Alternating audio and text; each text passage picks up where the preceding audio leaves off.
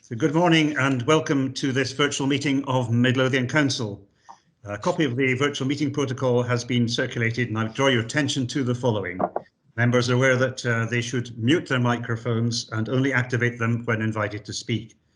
Once you finish speaking again, remember to mute your microphone.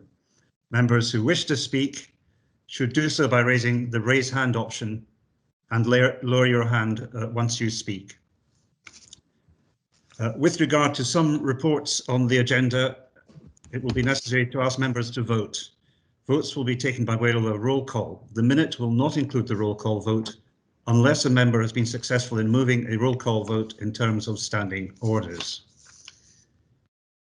This meeting is being recorded and a copy of the recording may be uploaded to the Council's website.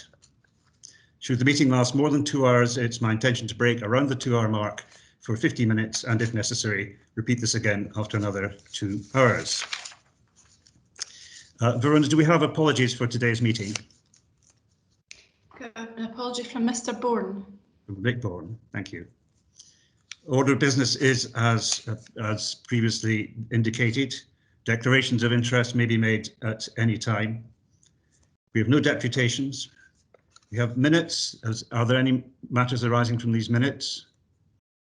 So I take it that the minutes are adopted.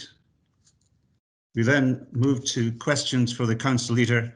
There are two. Could I ask the Council Leader to respond to 6.1, a question from Councillor Alexander? Yeah, thanks, Provost. Provost, you'll note that Midlothian Council isn't notified of any transportation of weaponry or waste by the Ministry of Defence through our area. And in general, it's Police Scotland who are advised in advance of any convoys being routed through, and they in turn might keep the Scottish Fire and Rescue Service and maybe NHS notified as well. I have asked Kevin Anderson to circulate a response that I got for the officers on this issue, and I would hope that would give some reassurance to the question. It doesn't give any reassurance, and the one thing I'm not happy with, and I don't think anybody from Midlothian is happy with, is for any waste convoys, any nuclear waste or weapons coming through our area. However, it's something that's out of our hands. Thank you, Leader. We have a second question to you regarding one of our citizens. Yeah, University. Absolutely happy to join with Diane Alexander and the SNP group in congratulating Deborah. I think it's a fantastic achievement. I think she's certainly a lady who is destined to go places, and I think some of the achievements that she had are fantastic, and wholeheartedly agree with the sentiment and the question from Councillor Diane Alexander. If Councillor Alexander is willing, I'd be happy as Provost and a graduate of Edinburgh University to add my congratulations as well. Thank you very much. We now move to motions.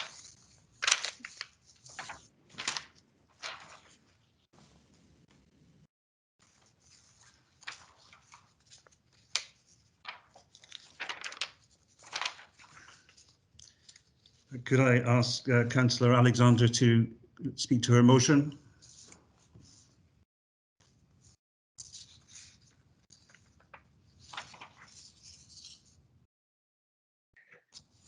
Yes, my motion is to know and understand the origins of racism and sectarianism and other forms of discrimination and its effects on the people of Scotland and beyond. The Council recognises that there is no place for racism, sectarianism, or discrimination of any kind, and that further action must be taken to eliminate racial, sectarian injustice and discrimination, and we recognise the objectives of the Black Lives Movement. The Council agrees to establish a cross-party working group to review all street names, statues, symbols, and buildings in Midlothian to properly recognise their history and context in order to enlighten the people of Midlothian and beyond of their historic origin and the impact of those origins are having on today's society. Examine the curriculum across Midlothian's education establishments to ensure that young people and their families are aware of our local history and how it has the power, even here and now, to divide communities, to ensure that from an early age, pupils understand how the British Empire affected the lives of Scots and those of many other nations in the past, and manifests itself today in the form of racism and sectarianism and other forms of discrimination. It is our duty to ensure that all residents are able to lead their lives free from racism, sectarianism, or discrimination of any form. And it is only by education and society understanding where those divisions came from and tackling them head on that discrimination can be stamped out. I wrote my motion after reading about a similar motion that was unanimously agreed upon in North Lanarkshire Council in August 2020, after the death of George Floyd, to tackle all forms of racial injustice and review all statues, historical symbols, buildings, and schools in the area for their history and context, and asking that their curriculum include the unadulterated history of our country with all its blemishes, including our involvement in wars, colonialism, and transatlantic slave economy. I would want to take that further to include racism, sectarianism, and all forms of discrimination in their origin.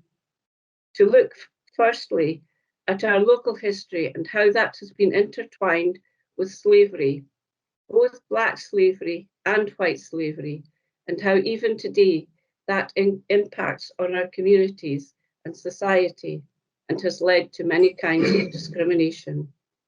The history of 200 years and more ago still resonates today. Discrimination is not part of our genetic heritage. It is taught from one generation to the next, often unknowingly. Also, the Slavery Abolition Act of 1833 and the Slave Compensation Act of 1837 landed the British people with a debt of in today's GDP equivalent of £76.5 billion. William Gladstone, a 3 times Midlothian MP, secured for his father, one of the largest slave owners, £544 million as a share of today's GDP. And that debt to the British purse was only paid off in 2017. So it's not history, it's in today's society. So I would ask you all to unanimously agree that we do this. Thank you, Councillor Alexander. Can I now call on Councillor Wallace to second the motion? Yes, thank you, Provost. It's through education that we can help to eradicate the scourge of racism, sectarianism and discrimination. Bairns are not born racist, bigoted or prejudiced. We need to teach them their history, national and local, not the glorified version of a long gone empire, but the reality of empire, the exploitation of other countries and the use of slaves to enrich the already wealthy. George Orwell said, "The most effective way to destroy people is to deny and obliterate their own understanding of their history." Midlothian is a mining area, and in 1606, an Act of Parliament made miners and their families slaves. I've been told there was a miners' slave village at Mayfield, and I recently read in a book reference to one near Nidri Mill, close to where I was born. I traced my paternal family back to the 1820s, and all were miners. The enslavement of miners only ended in 1799, a mere 20 odd years earlier. So it is possible that I came from slaves.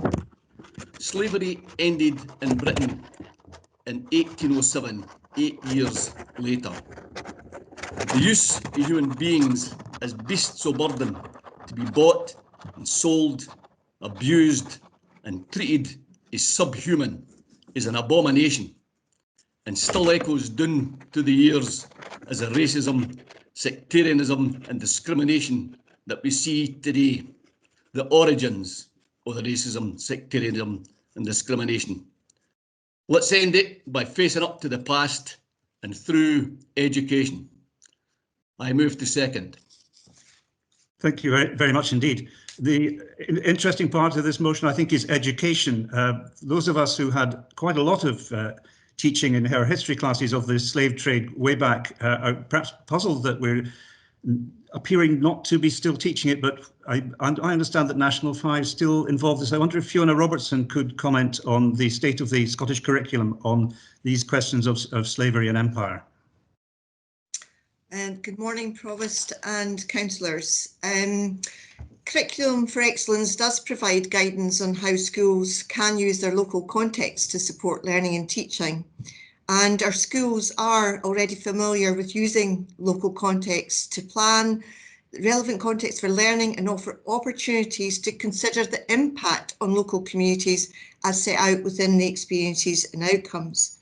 Within the Curriculum for Excellence Social Studies curriculum area, learning in this curriculum area will enable them to develop their understanding of the history, the heritage and culture of Scotland and an appreciation of my local and national heritage within the world, and also to broaden their understanding of the world by learning about human activities and achievements in the past and present. There are specific experiences and outcomes that reference heritage, the British Empire and identity. And a key learning area is being able to understand that evidence varies in the extent to which it can be trusted, and learners are asked to use this in learning about the past. Resources are also provided to our schools by national organisations such as Education Scotland to support important aspects such as racism and sectarianism. All our children are an important part of their school community and learn how to be a member of that community and why this matters for life beyond school. So the purpose of Curriculum for Excellence is to develop children and young people's 4 capacities through a range of learning experiences both within and out with the school. And one of these is to become a responsible citizen. And learning experiences support children to have respect for others, a commitment to participate responsibly in political, economic, social and cultural life, and able to develop the knowledge and understanding of the world and Scotland's place in it, and to develop informed ethical views of complex issues. This learning is embedded in the principles and purpose of Curriculum for Excellence. The Education Service Improvement Plan includes a priority action to develop curriculum frameworks to support our teachers to plan learning, teaching and assessment across all curriculum areas. Whilst this work has been slightly delayed due to the impact of COVID, we are planning to take this forward as we plan for the full return to school. Therefore, I would advise that the guidance and advice to staff on the matters discussed today can be encompassed within this priority work and our progress reported to the cross-party group. As previously mentioned, aspects of this already exist within the Curriculum for Excellence Social Studies curriculum area, the experiences and outcomes, and we hope to strengthen that approach across our schools and as part of this curriculum framework development work. Thank you. Thank you very much, Fiona, for setting the background. Jim Muirhead. Councillor Muirhead. Thanks, Provost. I think that's a helpful explanation from Fiona there. I think I support this this motion. I think it's important we recognise our history, not erase it, but recognise the history in Midlothian.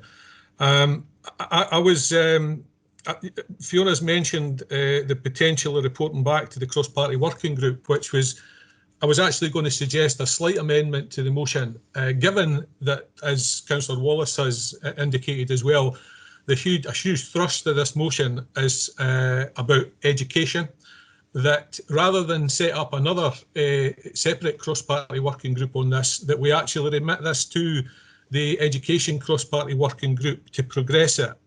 I would certainly, we've had a good explanation there from Fiona, but I think I would want to understand a bit more about what happens in our schools with regards to the teaching of these particular issues. And I think that the cross-party working group would be the right way to do that. The point that Fiona makes about I was going to make about the 4 capacities: the successful learners, confident individuals, effective contributors, responsible citizens. Within that, these 4 areas of the curriculum for excellence, I'm sure that this kind of thing does get covered well within that. But I think that it would be helpful for us to develop a deeper understanding of that. And once we've established that, once we've had that information back from Fiona, even to have a seminar or a briefing for all elected members on that. I'm not sure if that would be acceptable to the movers to actually give this responsibility to the cross-party working group for education. Can I therefore ask Councillor Alexander, who's had her hand up, to respond on that point?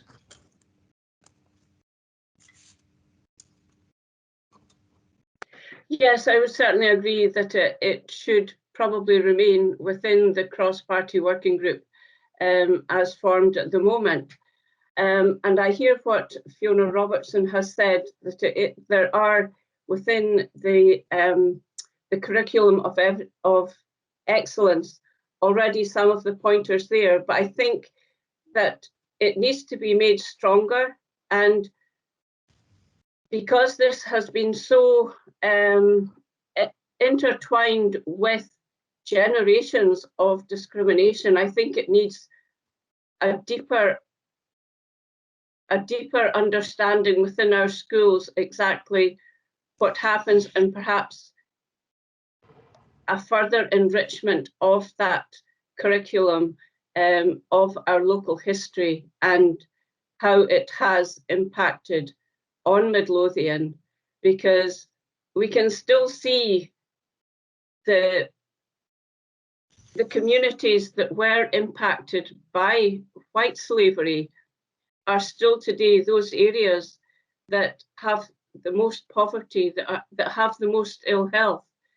And to actually understand where that came from might actually be one of the ways to work ourselves out of it.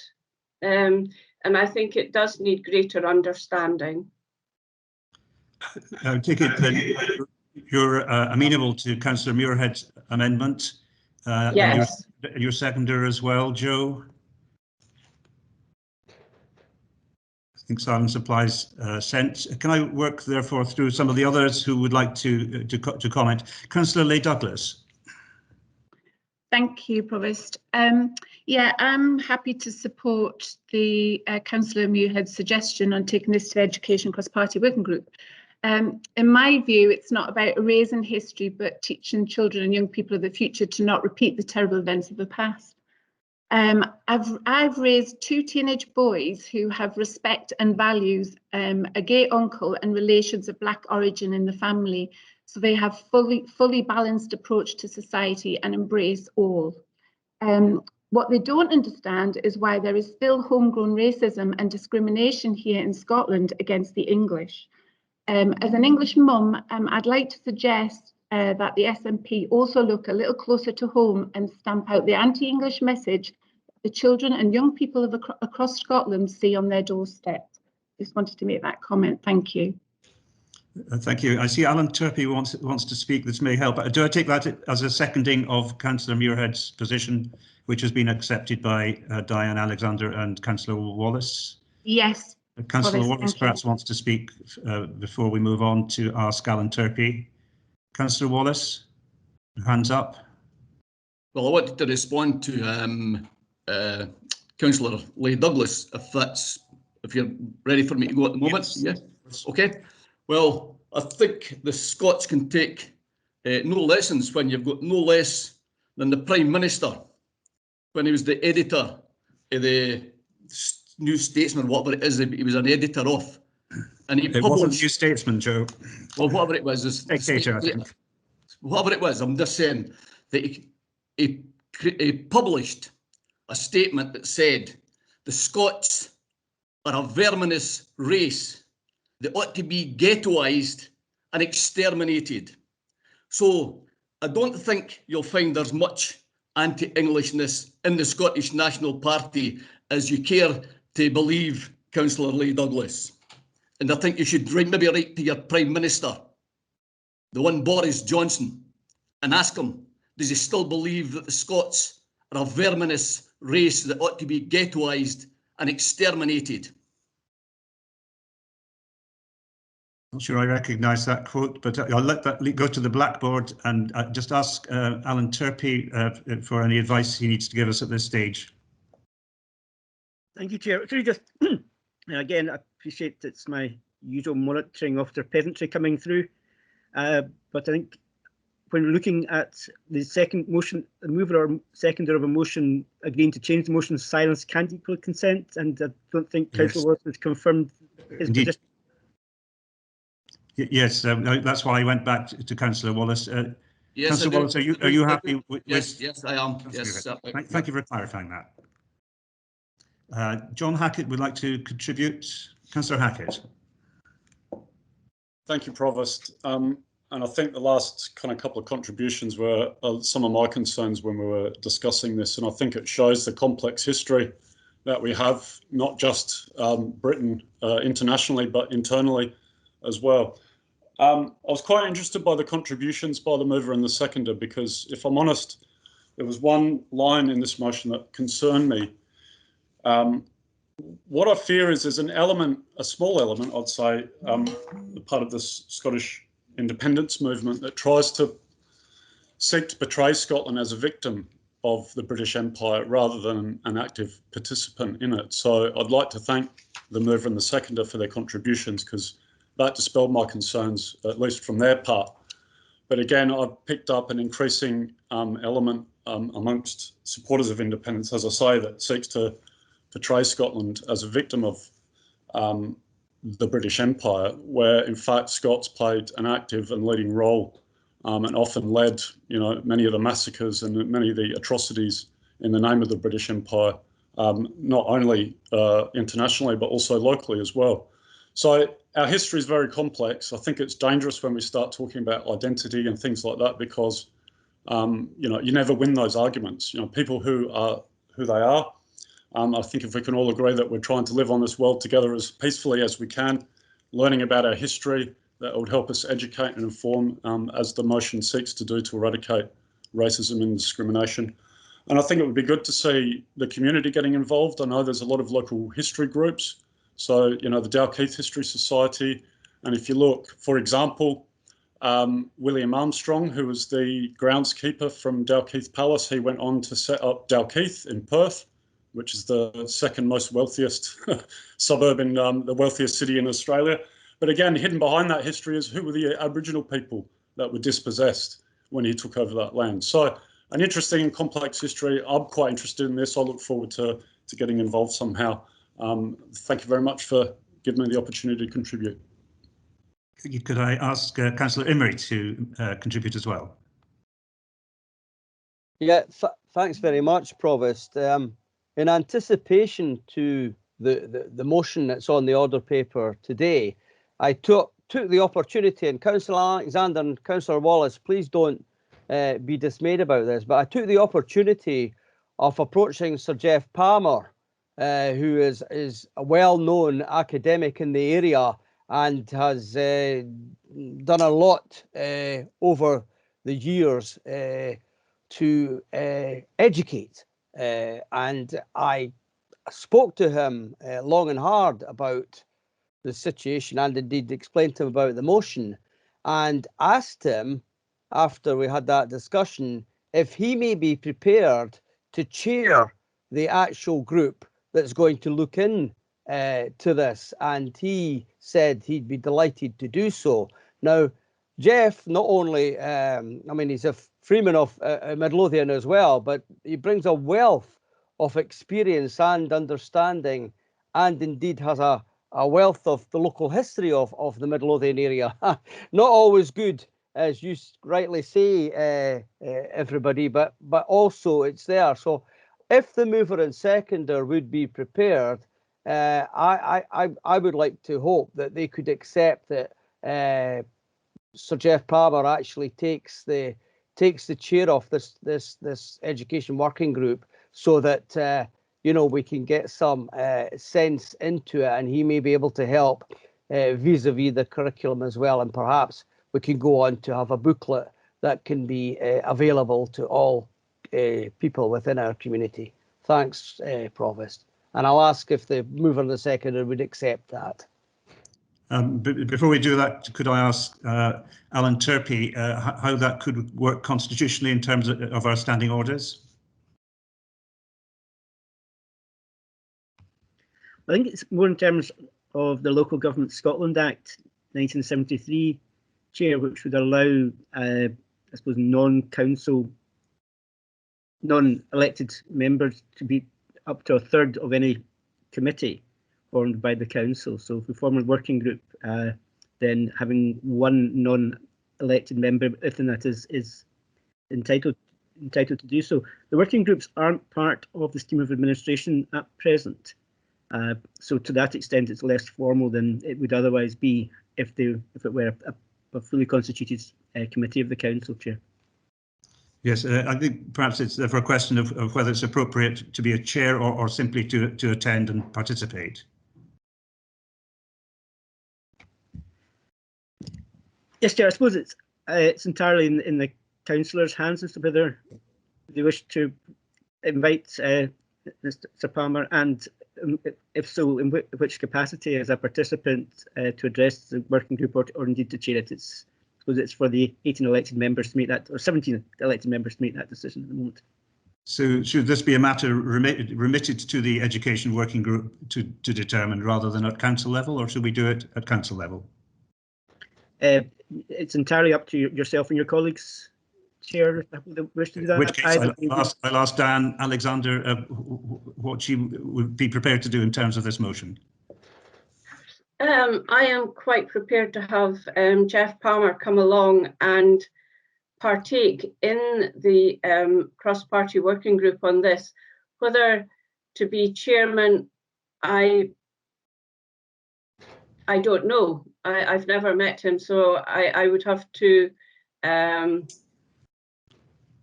think about that. We would have to meet him and decide whether that was what we wanted to go ahead with. That sounds therefore that you would prefer remitting the question of the involvement of Jeff Palmer to the Education Working Party. Yes. Okay. Yeah. Is that? Sorry, can I also respond yes. to Councillor Lee Douglas's comments? That she said that the SNP are anti-English. I would refute that. I think there are possibly people within the SNP who probably are anti-English, but it is not part of the SNP movement to be anti-English. We are for independence, and we want to have a good working relationship with England once we have our independence. So we are not an anti-English party. Also, I think saying that children are brought up to respect other people's, yes, I agree with that.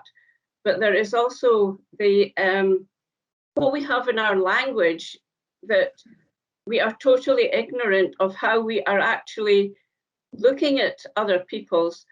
Just today, for instance, I noticed that to call someone an Eskimo is actually really wrong, and I didn't learn that today, that it's a disparaging remark. So it's within our lexicon to be discriminatory, and the education is really necessary to prevent that, to stop it happening. Thank you. So I take it we're now amending your motion to invite the Education Working Party to consider the potential role of Geoffrey Palmer. Is that acceptable to Councillor Wallace? Yes, Provost, it certainly is. I know Jeff Palmer, and I'm very happy to have him chair the meeting. And to put you on the right path, what I quoted, it was written by James Meeke and published by Boris Johnson when he was the editor of The Spectator in 2004. And further, it goes on to say, it's time Hadrian's Wall was refortified to pen them in a ghetto on the other side. I would go further. The nation deserves not merely isolation, but comprehensive extermination. We must not flinch from a solution. So let's write to Boris Johnson and ask him, does he still believe that that's what the Scotch, by the way, were all about? And I have to heartily agree with Councillor Diane Alexander and our estimation of what the membership of the Scottish National Party are made up of, and it's no anti-English. They're our next door neighbours, and they will be our biggest neighbours when we are independent. And I hope they will be as friendly towards us as we are towards them. Thank you. You learn something new every day. I'd be happy to look that one up, Councillor Wallace. But in terms of the motion, I think we know where we're going. Are there further contributions? Councillor Cassidy? Yeah, Chair, I'm appalled at Councillor Ray Douglas's statement, really appalled to hear that kind of language. I've been a member of the SNP for a long time now. We have a branch in Dalkeith that's made up a third of the members are English. These are the hardest working people we have in our branch, and they're the most respected people we have in our branch. And I really do not like that language. That is inflammatory. That could cause problems in our communities, bringing language like that. Half my family are English. My father was English, and the English are our friends. That statement has got no place in today's society, and I'm absolutely raging at it. Thank you, Councillor Cassidy. Councillor Muirhead. Thanks, Provost, for letting me in again. Can I just say that I welcome Sir Jeff's involvement potentially in this. We can, as has been suggested, if we remit it to the Education Cross-Party Working Group, we can determine in what capacity. But I think he brings a wealth of knowledge to us. And can I just say as well that a point that Councillor Alexander made there about it seemed to me to suggest that we should already made our mind up that there was something lacking within our curriculum. And I think that my view here is that we would want to sit down, get a briefing and understand exactly what is included within the curriculum, what's being taught to our young people, how they're discussing these kinds of things. And I think having Sir Jeff involved at that point, to hear that and understand that would be really helpful, so that we can get his kind of slant on that and views on that. I think would be really helpful, and I look forward to actually learning more about this. And I think we need to keep an open mind as to how we progress this. Thank you, Councillor Parry. You've been very patient. Thanks, Provost. Thanks for bringing me in. Yeah, I think it's a shame that this motion has went down this route and it's kind of been politicised. I think it was a motion that could have been really positive. So I think that's a shame that one of us has chosen to do that. The point I wanted to make, though, was just around the point that Councillor Imrie made. And I'm just very aware that we are a group of white people talking about how to fix racism. And so I would just really encourage the working group to take account of lived experience in this. I'm just going to check my privilege right here and say that I am not the expert in these matters and that people with lived experience are. Thank you for that. Councillor Alexander wants to come back in again. Councillor Alexander. Unless that's a... Sorry, that was a historic hand. Okie dokie. And Councillor Leigh Douglas. Yeah, thanks, Provost. I don't want to actually prolong this because I think we've got a longer meeting and more important things to discuss as well. But I just wanted to say that, you know, I'm not politicising this. What I'm doing is I'm speaking to everyone as a mum of 2 boys who were born in Scotland, and I am an English mum, and it's experience, and it's also comments that my young children have mentioned. So I just wanted to make that statement because it is there, and I think it's important that all discrimination is addressed. Thank you. Thank you. There are no further hands up. Democratic Services, are you happy that we have a motion that now is shaped and formed and is fully agreed? Is there anyone who wishes to call a vote on this? Provost, can I just check? Kelly Parry's been trying to get in for a while. Have you missed her? No, she's just spoken. Oh, sorry, was that Kelly? Yeah. I was going down the scoreboard, and for some reason, technologically, she was not evident. But we got there in the end, and I thank you for your contribution. Democratic Services, I think, have managed to assemble the full amended motion there. I just want to check, Provost, there's nobody otherwise minded in terms of the amended motion. I don't see anyone putting their hand up, so the amended motion is carried. Item 7.2, Scotland Excel, Councillor Johnston. Thank you very much, Provost. I just think that because we do most of our council procurement through Excel Scotland, but if that company isn't registered, we can't use them. And it's a very expensive and complicated process that many small businesses simply can't afford. Therefore, people and businesses in Midlothian are being excluded and no benefiting from any possible council contracts, and therefore stymieing our local economy and in some cases increasing our carbon footprint. So I think we should be looking into simplifying the process. And if this pandemic has taught us anything, it's to cut down on bureaucracy, and so that our residents' opportunities to grow their local businesses and enterprise is encouraged, assisted and advised. And therefore, I hope everyone can agree to this motion. Thank you. Thank you. And seconded by Councillor Alexander. Yes, I would just reiterate what Councillor Johnson has said. Thank you very much. I want to briefly ask Alan Turpey to explain where Midlothian Council is right now with Scotland Excel. It creates, I believe, quite standardised contracts, so it actually makes it easier for us to transact with businesses who are registered on Scotland Excel. Mr. Turpey. Thank you, Chair. I think Mr. Oliver was going to speak to this one. Yeah, it's Derek Oliver.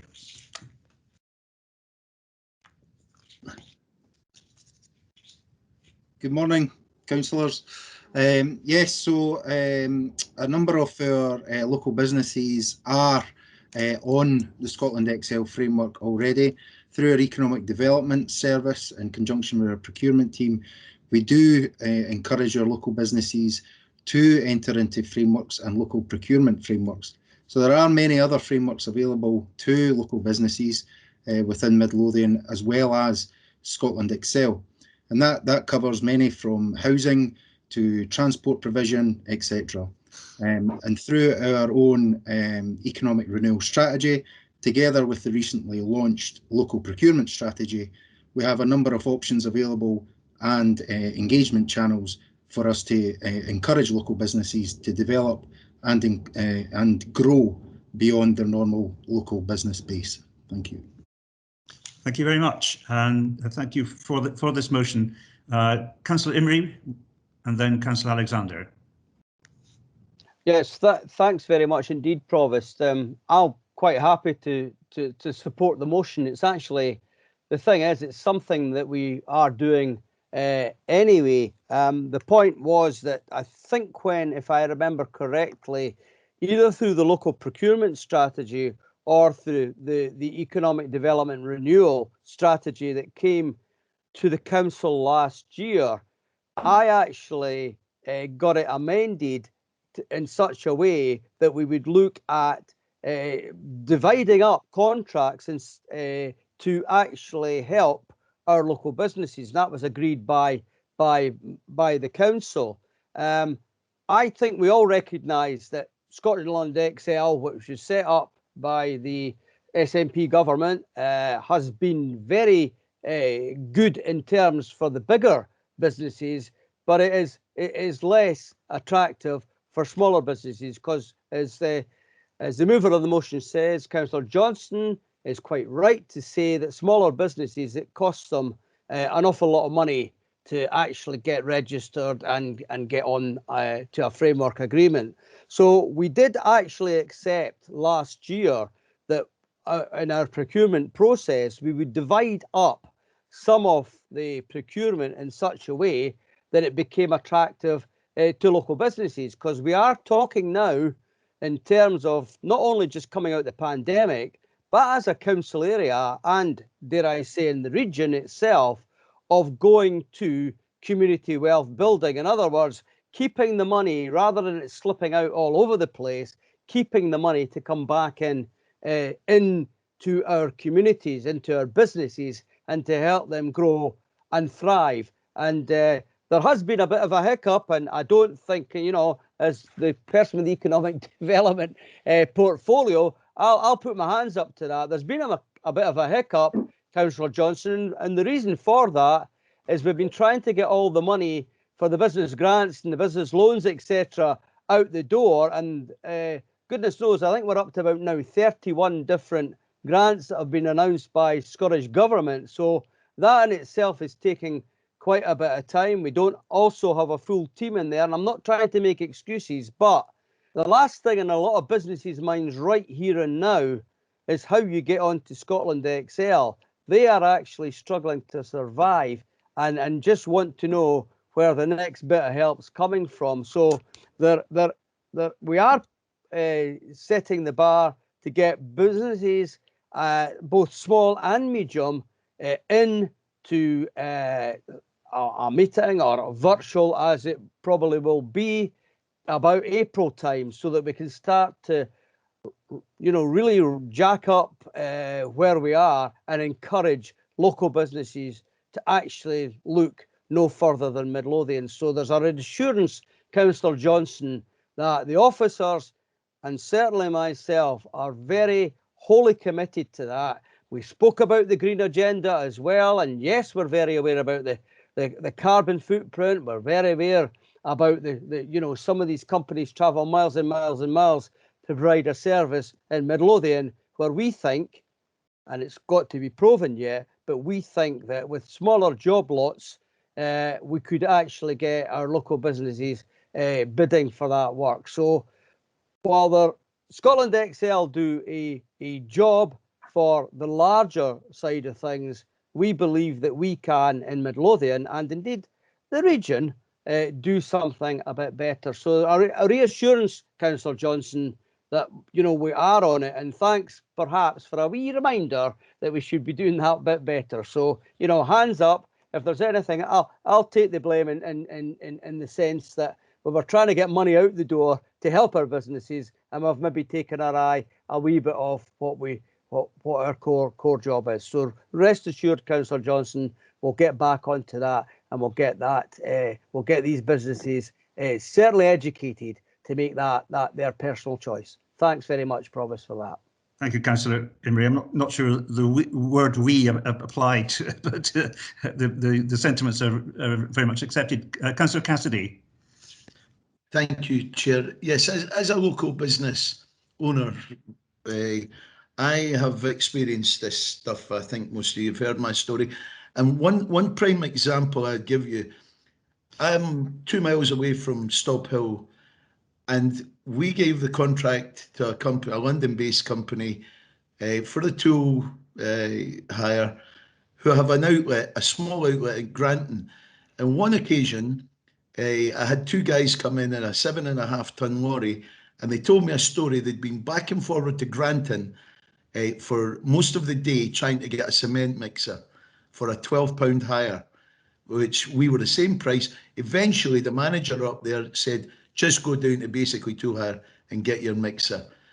And it was 3 o'clock in the afternoon by then. That's 2 men lost a whole day's work and a 7.5 ton lorry running back and forward along the bypass. That's just a little anecdote I'm giving you there. But what I would say in reply to Russell, his eloquent statement there is, we do not engage with local businesses. I have never on one occasion had anyone come from the council and say, how can we help you to get back into the council here? This is a feeling of this council that isn't new. It's been going on for a long, long time. And we need to change that mindset. We need, as Councillor Johnson pointed out, the pandemic has shown us that we have to reduce our carbon footprint. We have to shop local. We have the best tradesmen, the best businesses, probably in Scotland and Midlothian now. We need to start using them. And I, for one, will be keeping a very close eye on this process. Thank you, Councillor Cassidy. My understanding is we are inclined to have 3 locals in any tender of the appropriate size. Perhaps Derek Oliver could comment on that, or possibly Alan Turpey. Yeah, I'll pass to Alan for that, for the procurement rules. Thanks. Thank you, Chair. Yes, as part of the local procurement strategy, officers are tasked for a quote between £500 and £5,000. If not using an existing framework, then they're looking for 3 quotes, and we're looking for those at least 3 quotes, and again they should be coming from local. At least 3 of those should be local companies. Likewise, £5,001 to £50,000, we go through what's called the quick quotes methodology, and again we're looking for at least 3 of those on the quick quotes should be local companies. Where they can't produce the 3 local companies as part of the what's called the request for procurement, it should be narrated what steps you've taken to try and find local companies and why you've been unable to do so. So there will be an evidence trail, a paper trail, to show that that the council is looking to engage with local businesses. I take the point that Councillor Cassidy has made as a criticism. This is a way to try and move it forward. Thank you very much, and I'm pleased to see we're thinking in terms of the surrounding councils. As Provost, of course, I'm aware the pre-1975 boundaries of Midlothian included large chunks of East Lothian, West Lothian and the borders. And I think the sort of slogan, Midlothian jobs for Midlothian people, isn't quite right. We need to be getting the best value. But there should be a natural advantage for people who are close to us with the right skills. Do I take it? Chair, Garth Johnson's been kicked out of the meeting. I'm just looking down my slide. Yes. Is there a problem with the connection? Kath, you're there. You're back. Thank you for spotting that, Councillor Cassidy. Do I take it that this is a motion that we can all happily support? Have we any connection problems? Kath, no. Are you back? Yeah, Provost, I've just missed the last few minutes. So would you like to recap so I know what's happening? Colin recounted his experience of inappropriate competition, which is not local to us, being used, and we then discussed the contractual arrangements which Alan Turpey led on, which indicate there's a series of rules which incline us to have 3 local quotes wherever possible and to seek out local employers.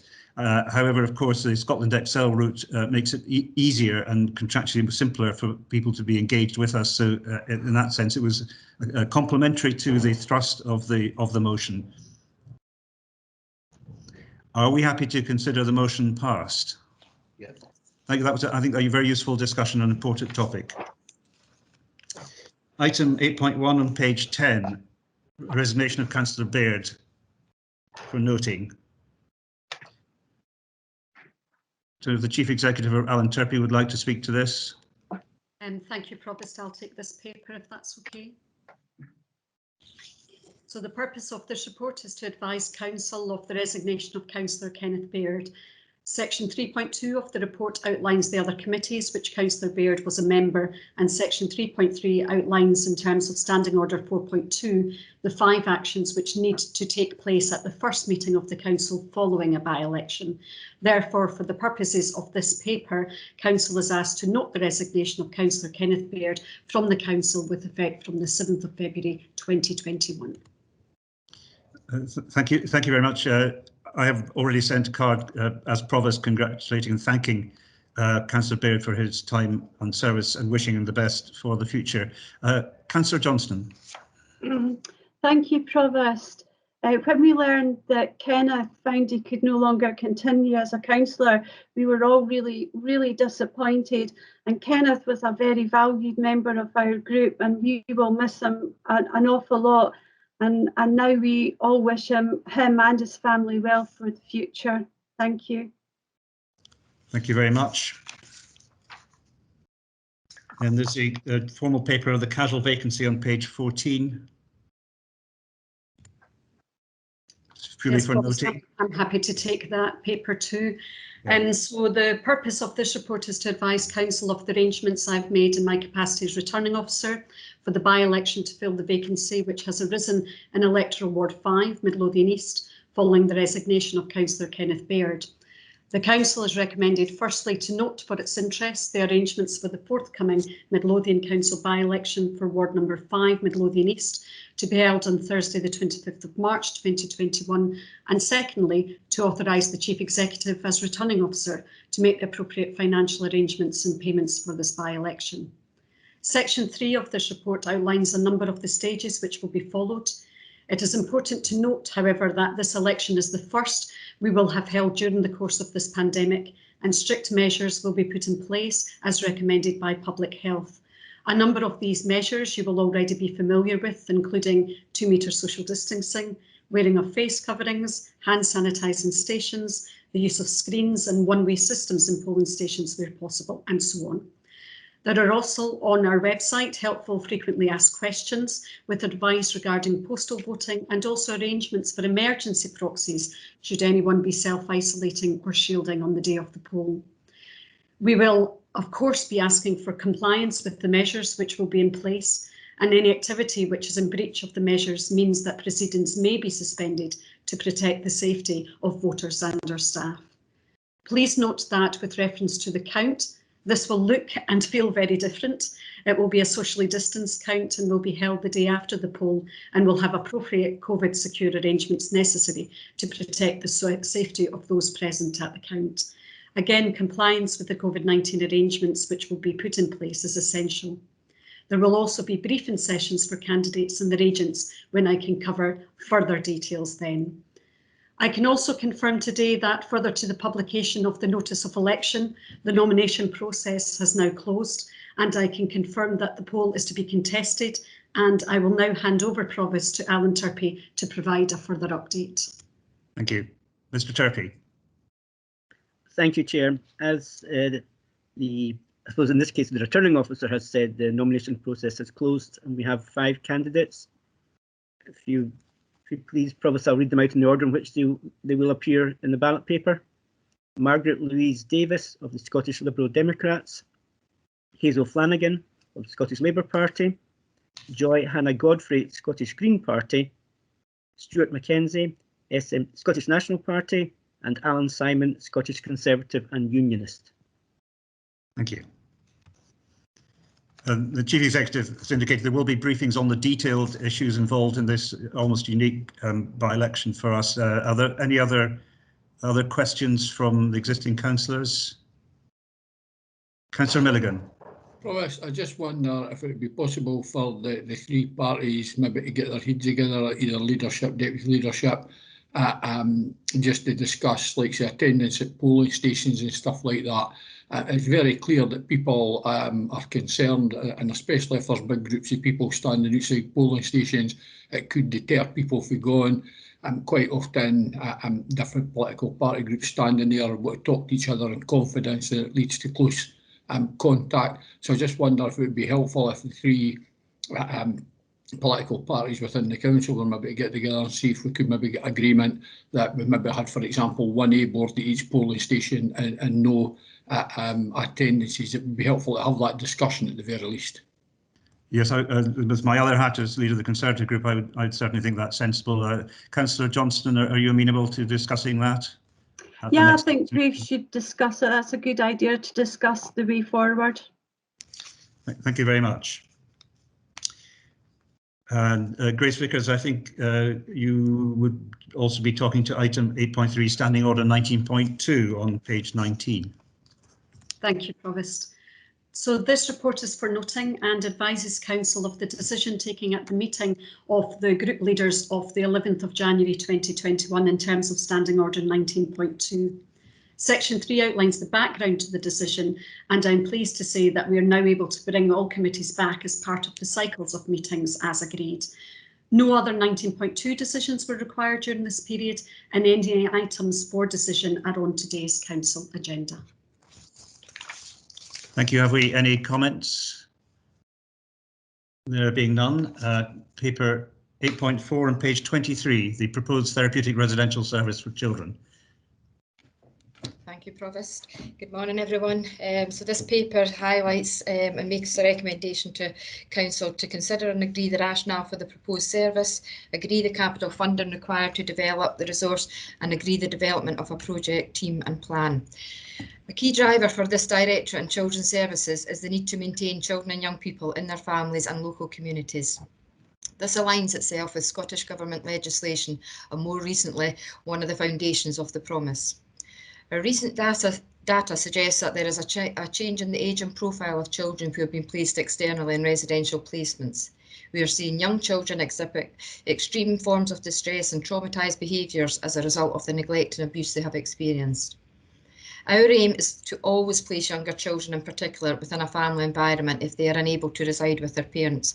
However, this is not always possible. Sometimes children need a safe living environment that is not a family, as the intimacy is too much and can re-traumatise them. We need an environment that can allow them to heal through a trauma-informed and therapeutic workforce. Our ambition would be to have a 3-bedroom house which could have a multidisciplinary team around the child to support them on the road to recovery.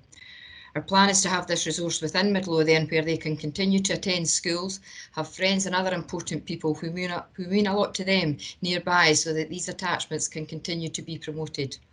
This is a critical factor as we have extensive experience and research that highlights the many barriers presented when we send a child to a residential establishment out with the area. Having to engage with a new staff team within a house, attend another school and be introduced to a new multidisciplinary team is a big ask and does nothing to promote the well-being of any child.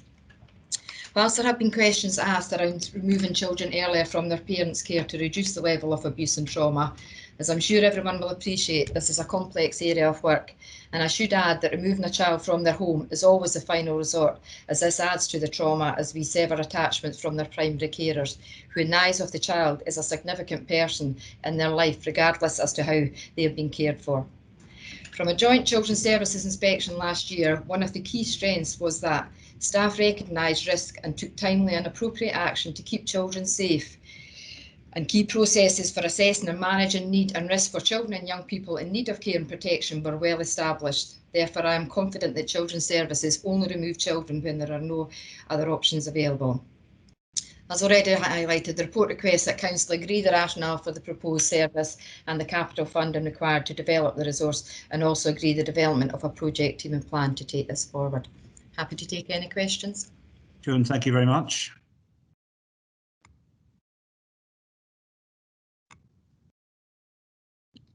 Could I ask Councillor Alexander, then Councillor Douglas to contribute? Yes, I would agree to this going forward, but I think that we need a seminar in the future to see how we can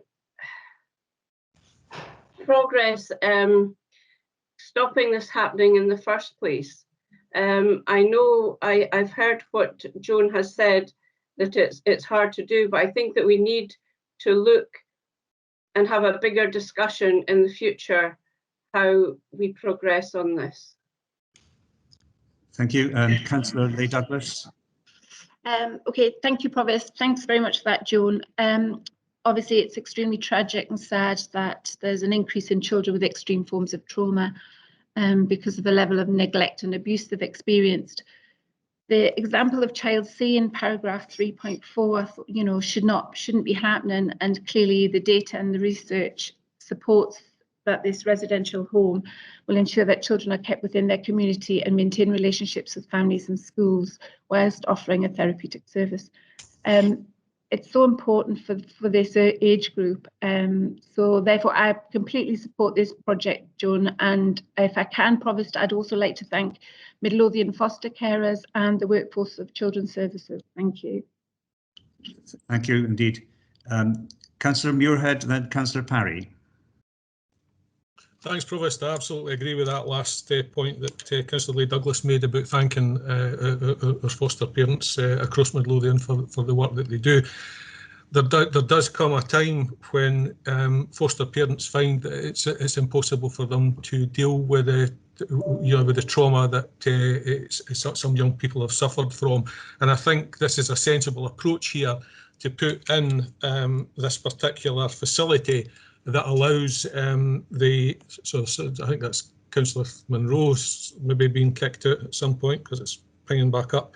It's important to have that facility available for the right kind of care, the right kind of assistance for young people to allow them to then transition into other arrangements such as foster care. So it's something that I certainly would be very supportive of.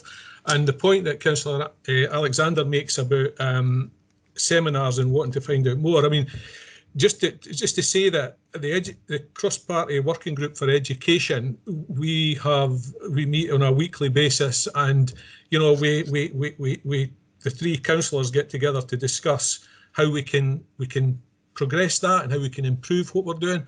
And one of the suggestions that's been made is that we focus in particular on children's services in the next wee while. So, I look forward to kind of, the three of us getting deeper into understanding the kind of issues that are being raised here today.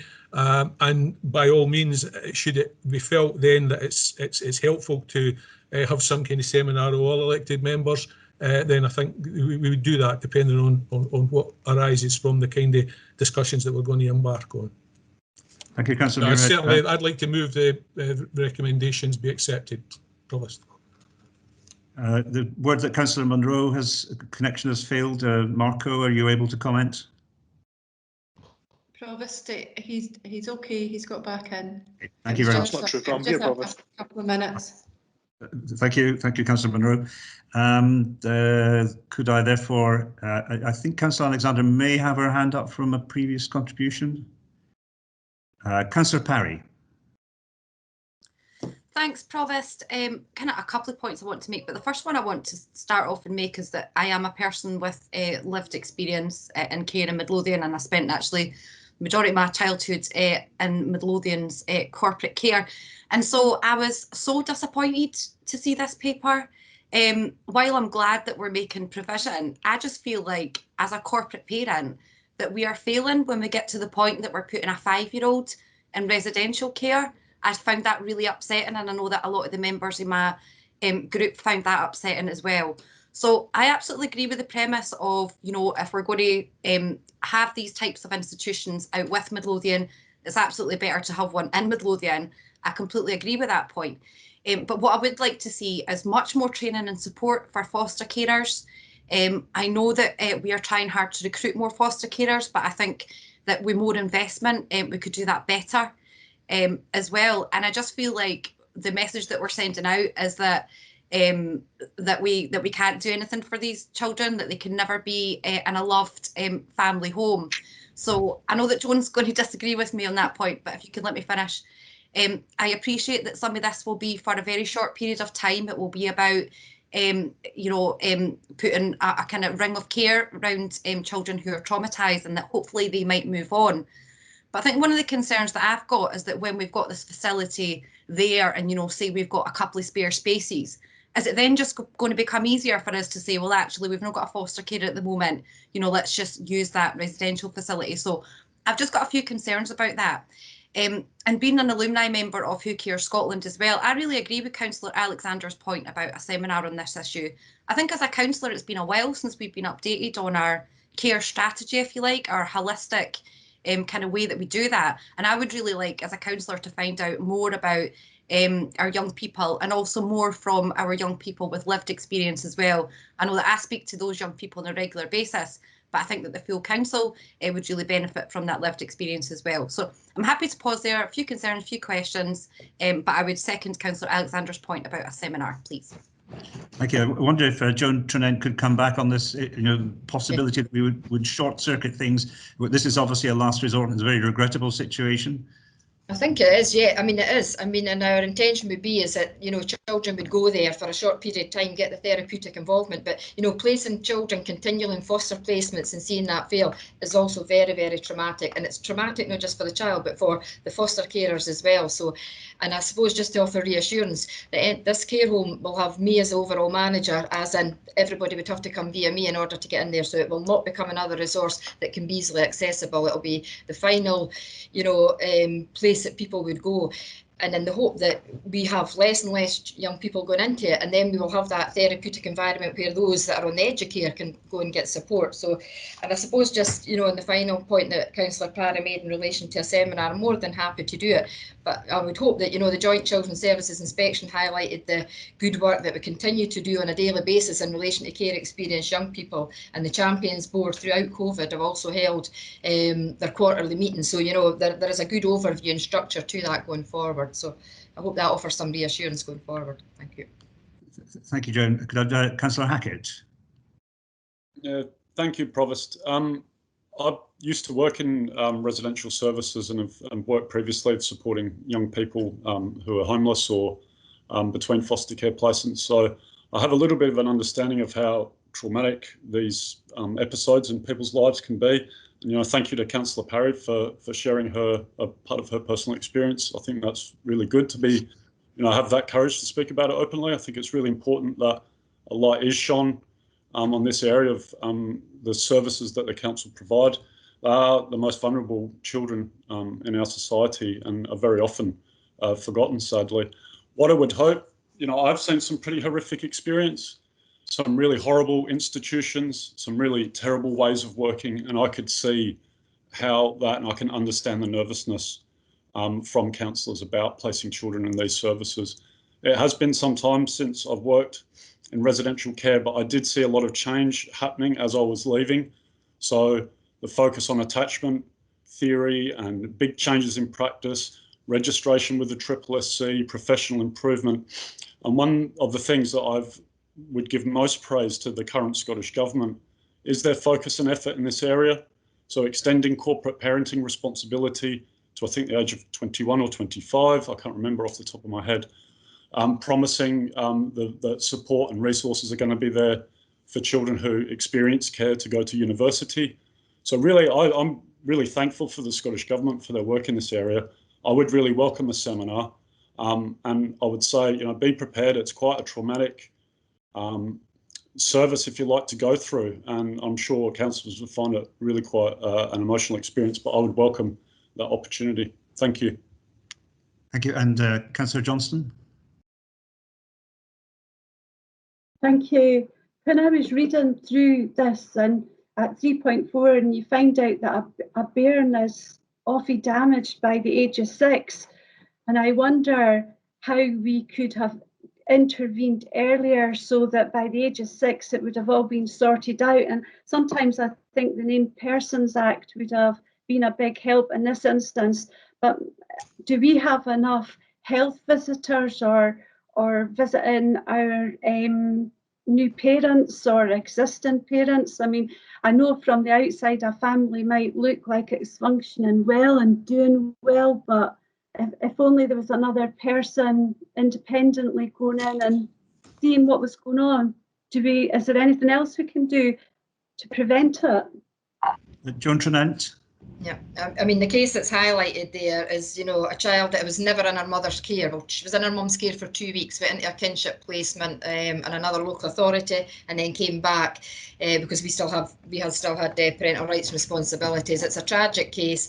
There are, you know, there are no issues. Otherwise, I'd be raising them here in relation to health visiting or anybody else. I mean, we all work collectively together. You know, the bottom line is these things do happen, and it's unfortunate, and it's, you know, it's impossible to predict a huge amount of things unless you're in there every day. And, you know, thankfully we have a very thorough judiciary service where, you know, you can't just remove because you have a gut feeling about something. You do need evidence. And unfortunately, sometimes that takes time to gather that evidence, in which case, you know, children are being subjected to more, you know, trauma. But, you know, that is social work. Removing a child is, you know, is a very, very last resort, because it also severs attachments and it does untold damage as well. Despite the safety aspect, you know, most kids go back to their parents at the age of 16 or earlier if possible. So, you know, it's a very fine balance. And, you know, and that's why, you know, the 4 years in university, etc. But I would certainly raise if there was any issues in relation to a lack of a gap within service areas going forward, and there's none to my knowledge at this time. Thank you for that reply. Councillor Leigh Douglas, your hand is up. Yeah, sorry, Provost. I was just going to second Jim on that. So it was just, there's maybe more questions, sorry. Thank you. With regards to the seminar, which I think there seems to be a consensus growing for that, very much so. And also, I think the important role of kinship carers in Midlothian has to be considered as well. And we have still Councillor Hackett's hand up and Councillor Johnston's hand up. Yeah, thank you, Professor. Just a comment after Councillor Johnston, that sadly, there are a number of vacancies in the health visitor roles. I think it's sat at 1 in 9 posts are vacant, and it has done for over a decade. There are issues in that area in terms of the staffing resource. I'm confident, though, as Joan has said, that there are systems in place to still protect the most vulnerable people, but it's just to sort of make that comment. The other thing I would say, and I'm not trying to relive old debates, but it was interesting, if we remember a couple of budgets ago, the issue of school transport and that being axed was being debated. Also, when there was the cut to early intervention children social work staff. Now, I got lots of inquiries from constituents about the school transport issue. I got none from people about the early intervention children's social workers.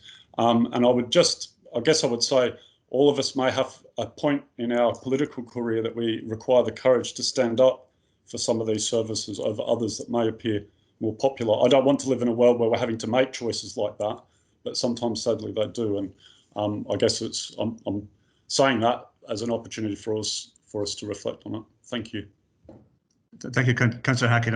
I take it there are sometimes areas where there's no natural advocate and people don't want to speak out, and therefore there's a democratic imbalance sometimes in these cases. Councillor Curran. Thanks, Provost. Just a comment just to say that I found this conversation really interesting, and it really does highlight the important role that we play as corporate parents, and I welcome and look forward to a seminar as well. Thank you. I think the report is very, very much accepted, there being NEMCON and a seminar, which I hope we'll all try and attend. Item 8.5 on page 28, if everyone's happy. Can I ask Kevin Anderson to talk to the housing revenue account, page 28 of 133? Thank you, Provost. This report follows a debate with elected members at the Business Transformation Steering Group meeting of the 8th of February to determine whether to apply or defer the planned 3% rent increase in this final year of the 2019 to 22 rent setting strategy. The report considers the balance of demand and the need to invest in our existing housing stock, our new build programme, and also affordable rents in the context of the COVID-19 pandemic, and the impact upon households and potential demand for social rented housing at the withdrawal of the range of current supports for job retention and hardship schemes that are presently in place.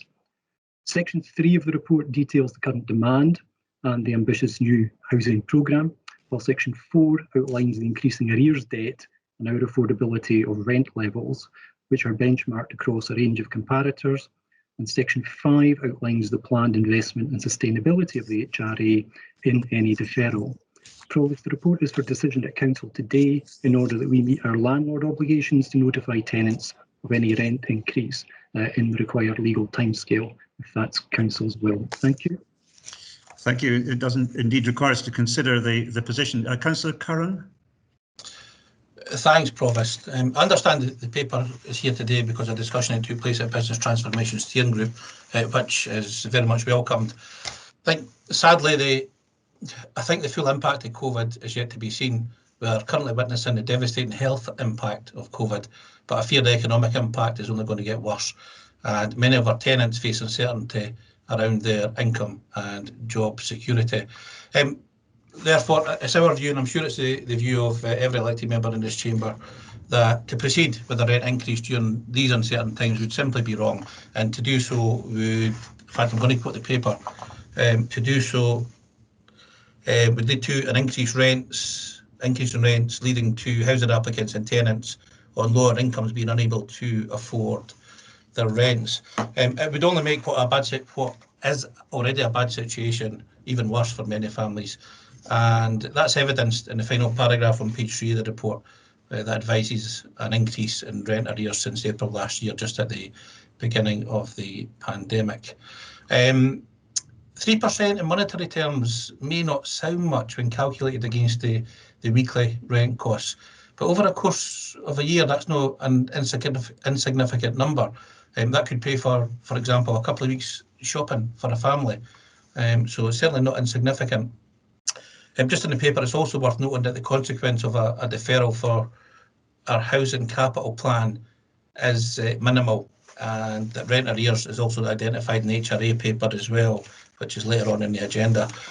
Provost, I would urge any of our tenants who are experiencing financial difficulties or rent arrears to contact their housing team so that they can receive the appropriate support and the necessary support, or one of the local councillors, or even me as a portfolio holder for housing.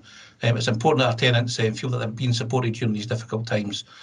So local housing officer, rent arrears office, or one of the local councillors can easily be contacted. All the details are on our council website as well. So just to that end, Provost, I'll move a motion to defer the planned 3%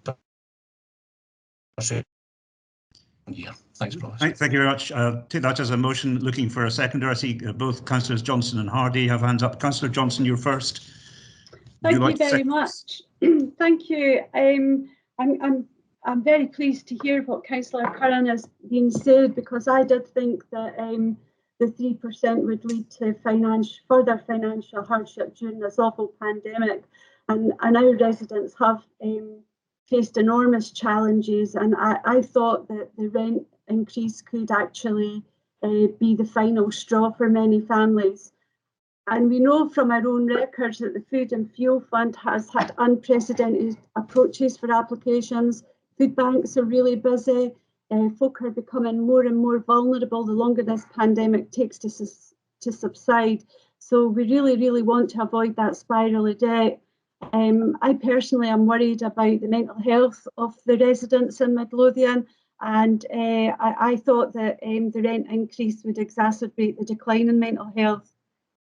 I mean, I have to acknowledge that the Scottish Government has provided a lot of financial packages for different issues for people affected by COVID, and us as the local authority should have to chip in as well.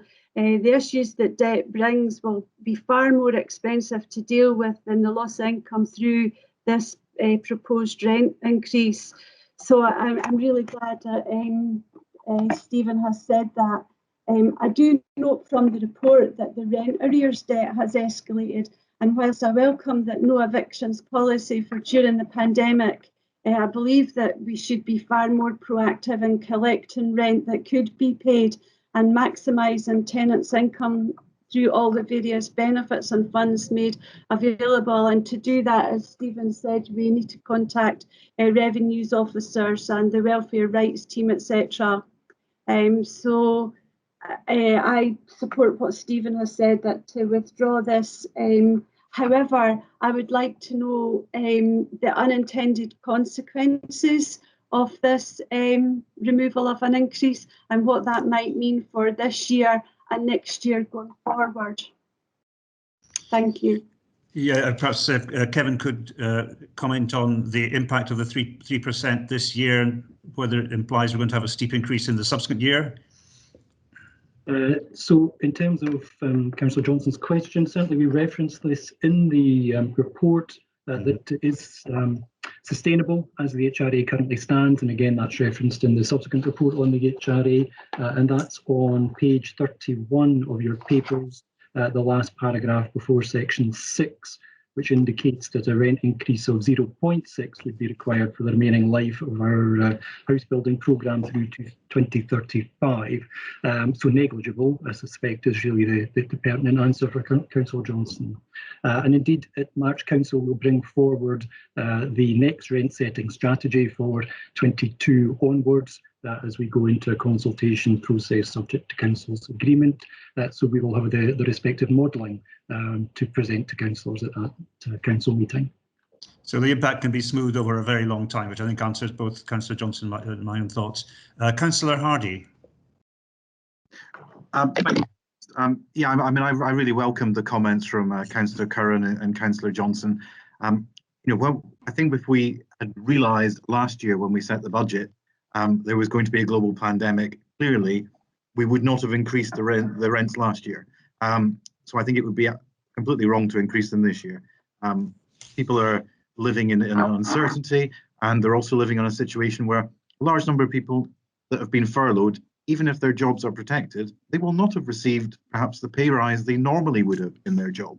So to be expecting anyone to face a 3% rise in their rent would be completely unacceptable. So I'm glad that there seems to be consensus throughout the council that we shouldn't be looking towards an extension in the rent, an increase in the rent this year. And I think clearly the decisions that had been made through the medium-term financial strategy, they were decisions made in a pre-pandemic age, and clearly some of those decisions will need to be revisited, and some of those expectations on what we were going to spend money on, or how much we were going to spend on things, or what we were going to do as a council will need to be reconsidered, because we are living in a different economic climate now, with a post-pandemic age where, or well, still current pandemic age, but a post-pandemic age where we may see differences not only in people's incomes through job losses or transformations of industry, but also different ways people are working. So we will need to perhaps revisit some of our models and consider different things. So you know, we should certainly be considering not only freezing the rents this year, but also looking into keeping an eye on the economy and particularly the economic impact of the pandemic in the future, and be prepared if necessary to say that this needs to be revisited again next year as a potential freeze, depending on the state of people's incomes.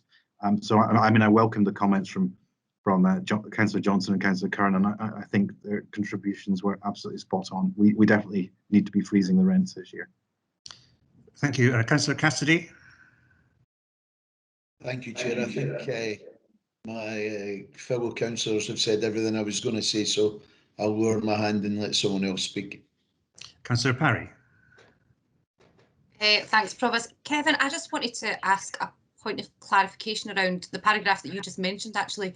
I note that in the later paper around HRA reserves, we do have an underspend. I think it was about 700,000. And I'm aware from conversations with colleagues in other local authorities that they've used their net underspend this year to fund part of their freeze or their deferment. Have we already calculated that in? And if not, could we calculate that in? So the answer to your point is no, Councillor Parry, we haven't, because we're treating this as a deferral rather than a freeze. So we still see that as being a deferred income stream from a subsequent rent rise, is how that's been modelled. As I say, we can bring that back to March Council in terms of the range of modelling for future years, because we were due that in the next cycle anyway, because this was the final year of the existing rent strategy to fund our new house building programme. And just to give members reassurance, again, it's within the paper, but in terms of assistance with housing costs, we do have 60% of tenants who have a contribution towards housing costs at the present time. And clearly with the range of hardship, there's been an increase in discretionary housing payments, and then also in terms of the Scottish Welfare Fund is being funded again to a greater degree too. So all those measures, all those expectations you clearly have are being met in the current difficulties also. Thank you, and Councillor Hackett. But I am also aware that we aren't going to spend 700,000 before April and that in the underspend. So I would really appreciate if that could be looked into, and I'm happy to provide details of other local authorities that have used that model. Yep, we'll certainly bring that forward in the report from March Council. Thank you. Look forward to that. Councillor Hackett. Thank you, Provost. That's quite good contributions on this discussion, and I think you know, I agree. I think the evidence there points us in the direction of having a freeze, but well, sorry, a postponement of the increase. But I would tread carefully. I mean, one of the things I think we can be really proud of in Midlothian, and in particular our council tenants, is their support for the house building program over a number of years. So any element or delay, I suppose, eventually will catch up with us at some point. So just to say that, you know, in future years, we want to tread carefully on that. But also a lot of the comments I'm reflecting would equally apply, and I would say even more so, to renters in the private sector. And I'm mindful that that's not within our control, but this topic was debated by the Scottish Parliament just a couple of years ago. And it would be interesting and great to see councillor colleagues having these types of discussions with our MSPs, and hopefully this can be put back on the agenda again to see if there's further controls that could be put in place to support private renters and hopefully improve thereby the situation and the demands on our waiting list as it stands today. Thank you. Thank you. Did at one stage see Councillor Muirhead wanting to talk, but I think he may have. Yep.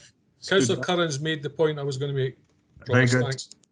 Well, I take it that it's clear that there will be no rent increases this year, and that's a cross-party affair. All are in favour. Anyone is not, and we will. Kelly Parry's point will be brought to the March Council regarding the use of accrued balances.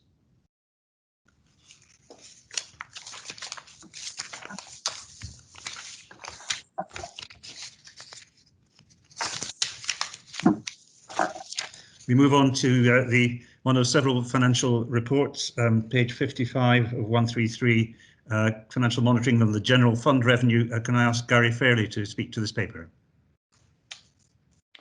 Thanks, Provost, and afternoon, Provost and members. This report provides an update on the financial and funding aspects arising from the pandemic, and it complements the Q2 financial monitoring report also on today's agenda. Members should note that the financial and funding position remains fluid, and indeed we've seen further government announcements since the report was published.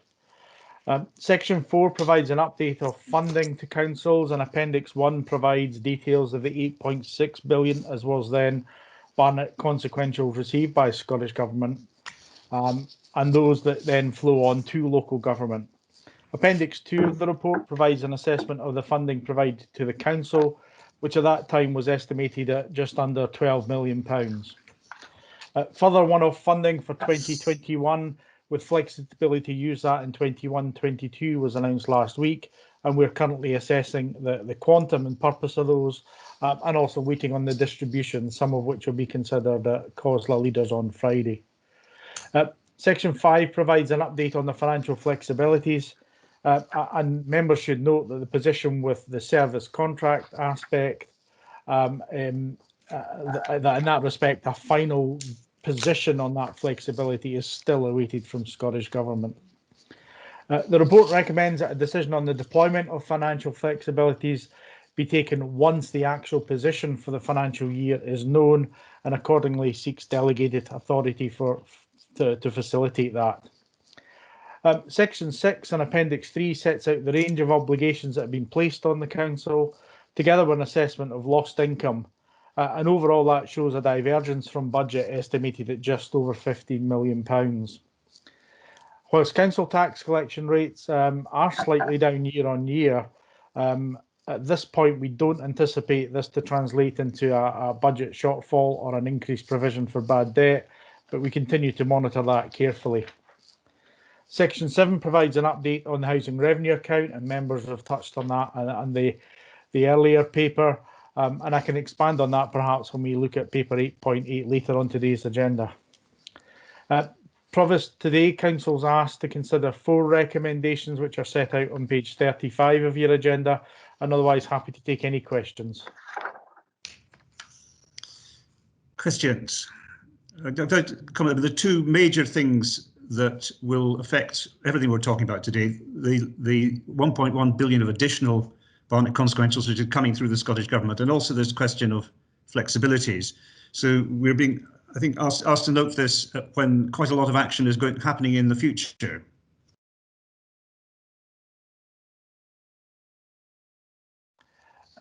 Gary? Yes, yes.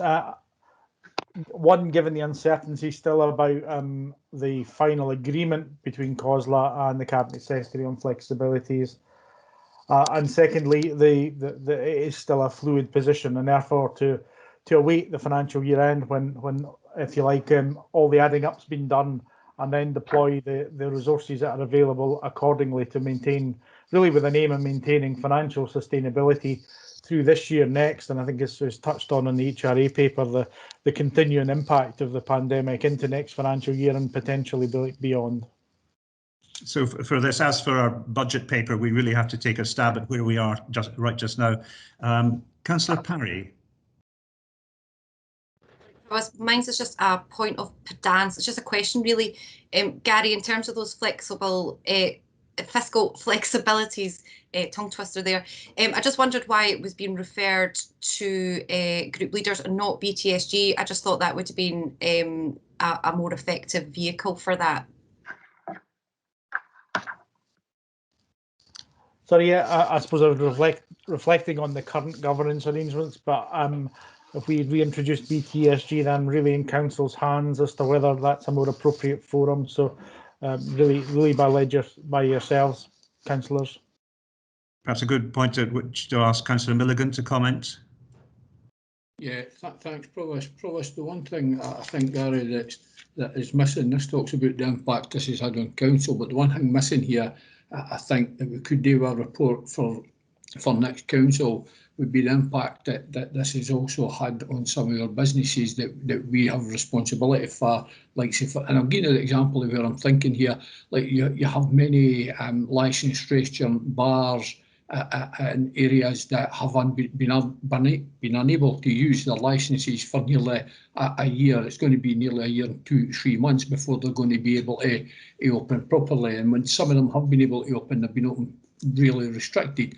Gallady's committees, for example, are saying quite candidly they have an annual licence for entertainment, etc. And this has all been paid for a full year in which they've not had ownership and be able to use this licence. And I wonder if a report could be brought back on what the effect would be, either deferring for a full year, if we're allowed to defer for a full year, some of the costs to businesses that have been adversely affected by this. Thank you. Gary, can you comment whether we're able to reverse charges that we've already made for businesses in those positions? Provost, can I just be clear? I'm not asking for us to reverse. I'm just asking that a report come forward with what mitigating we could take, and could we extend the licence, for example, by an additional year, for example? Thank you for that clarification. Gary? Yeah, Provost, happy to pick up on Councillor Milligan's point and work with colleagues to bring a report forward that looks at civic and other licences in terms of the options available to Council. My only point of caution would just be in terms of, you'll recollect that we have a small gap now between this Council and March Council, so we'd aim to bring that report back as quickly as possible, just recognising that at the same time we have a by-election to administer. So happy to bring back a report to Council as soon as we practically can. Thank you. And the other point that I was hoping Councillor Milligan would have a view on is whether or not any subsequent decisions for future allocations or flexibilities should go to the BTSG or should be just the leaders group. Yeah, I'm easy. Or if members wanted to go to Business Transformation Steering Group, I'm quite happy for it to go there. So am I. Councillor Johnston on that point? business transformation is probably fine. Thank you, Councillor Parry, for that suggestion. Councillor Hardy. Thank you, Provost. I think you've probably kind of sort of addressed the point I was wanting to make mainly, which was obviously the position is still fluid. We've yet to see the full result of any Barnett consequentials, and indeed the full Scottish budget after any negotiations that are going on in Holyrood.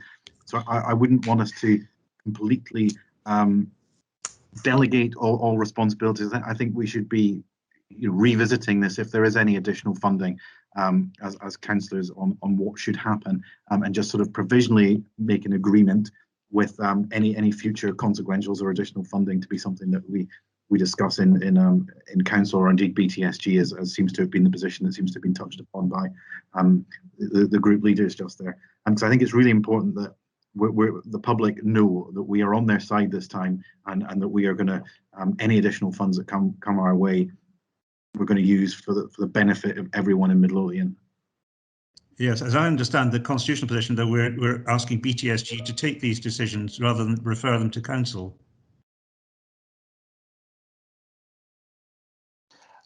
Provost, so yes, the idea would be that to allow to expedite the closure of the accounts and the decisions, we'd take that through BTSG, recognising that we couldn't wait until June council when we'd expect to have the financial statements concluded. So the proposal, it goes to BTSG, but is just reported to council. Yes, it would be reflected in the financial statements that are then brought forward to council and reflected in the final outturn reports that we bring to council scheduled in June. Fine. That being the case, and there being Councillor Milligan wanting to speak. Councillor Milligan. Sorry, Provost, it's a legacy hand. Okay. In which case, do I take it that the recommendations have all been noted and the requisite decision made on subsequent delegation of authority to BTSG? Item 8.8, the housing revenue account. Gary, you're on stage again. I know you're keen to get through the meeting, Provost, but I think we're on 8.7 still. Okay. So 8.7, financial monitoring. This provides council with information on the projected performance against revenue budget for the year and details of material variances across services. The report incorporates the outcome of the review of savings targets, which was agreed by council on the 17th of November, and I can advise council that the net impact of that, there's no net impact of that on our reserve position. Appendix 1 to the report highlights that we are now projecting an underspend of £584,000, which is about 0.25% of net expenditure. The report incorporates the net impact in respect to COVID from the previous report, and taking all that into account, we are expecting a general fund balance at the year end of £3.5 million, which is a stable position given that our minimum reserve that we've tried to aim for is 3.3 million. I suppose members should also note the key assumptions on this and the previous papers and the risk which are detailed in the report. And I suppose in that respect, members should note that the overspend for winter maintenance will inevitably have increased given the recent weather events.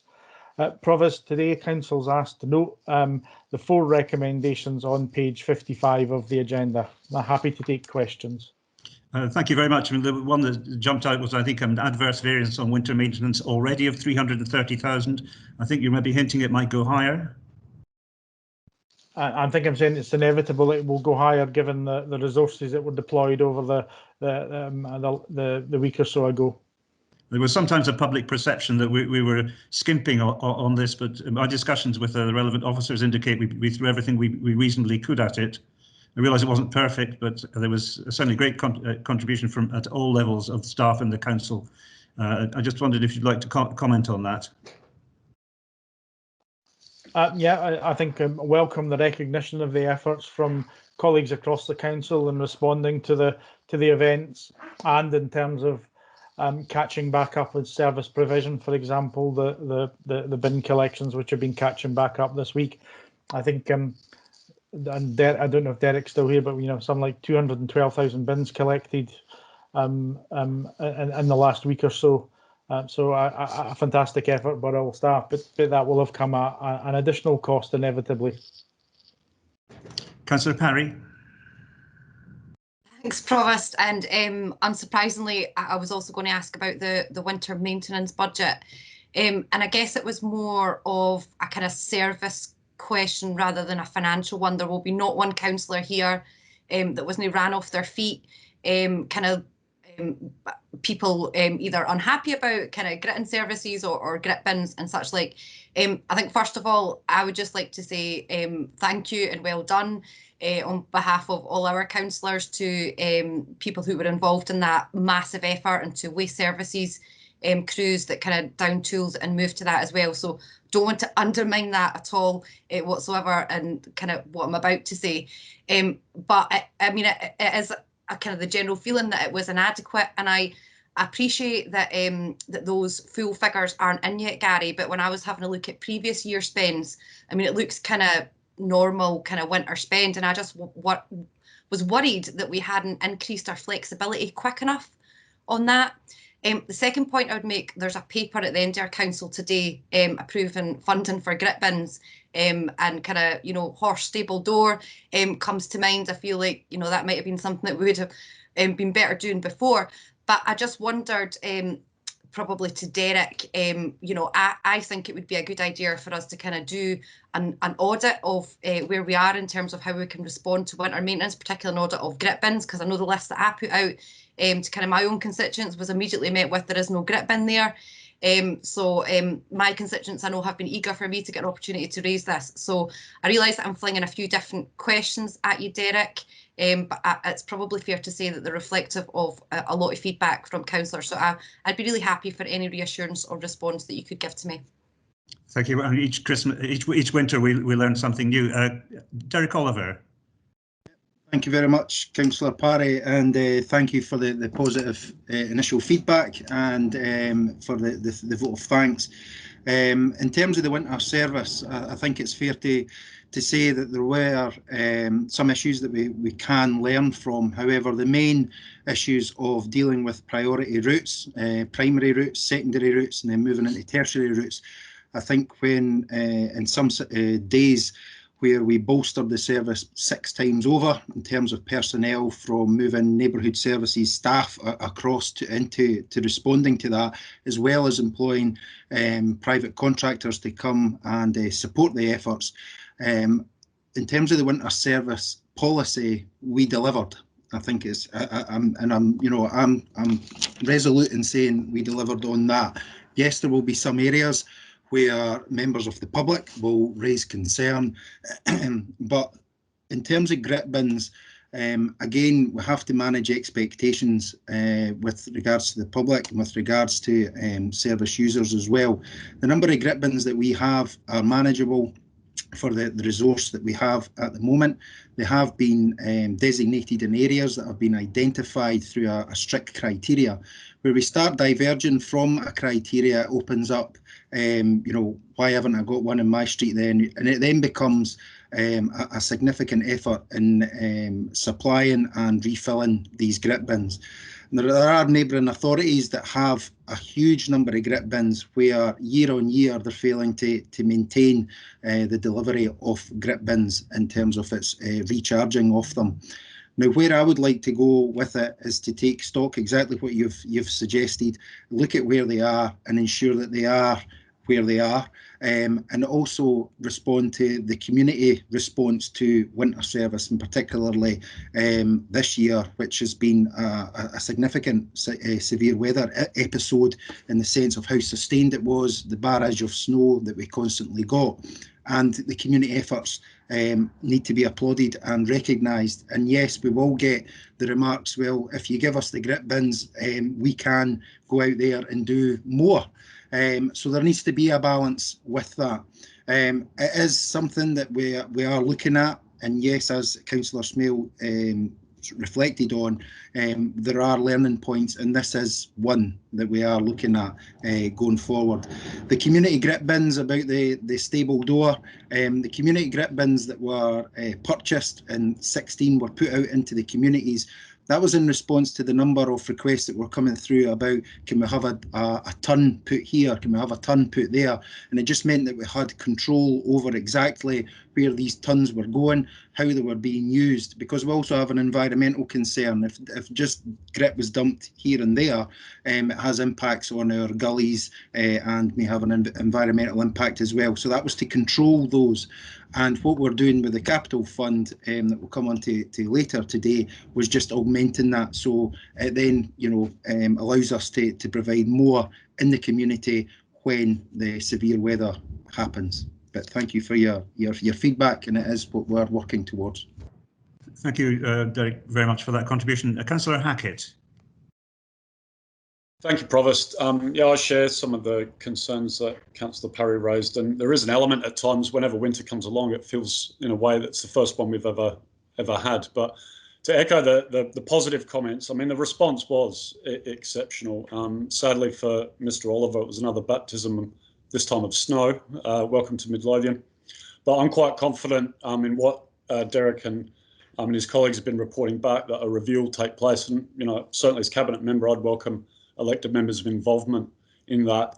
And as was alluded to, there is an increasing desire from the community to get more involved, to do their bit for their neighbours and beyond. And I think we have a responsibility as a council to do what we can to support that. It's, again, an area that hopefully we're not going to see increase more, but I fear we will. In terms of the budget, I remember the first winter I was asked to sign off on a press release to say we had all the resources in place. I think the winter maintenance budget was about 900,000. And when I looked back, there was only 3 of the last 9 winters that money, came under budget, basically. So with the increasing changes to climate change, etc., there could be a real need for this council to shift very quickly in terms of its maintenance over the winter period. But as I say, I have the confidence in Derek and his team, and I'd welcome contributions right across the council about how we can improve our winter maintenance. Thank you. Thank you, Councillor Hardy. Thank you, Provost.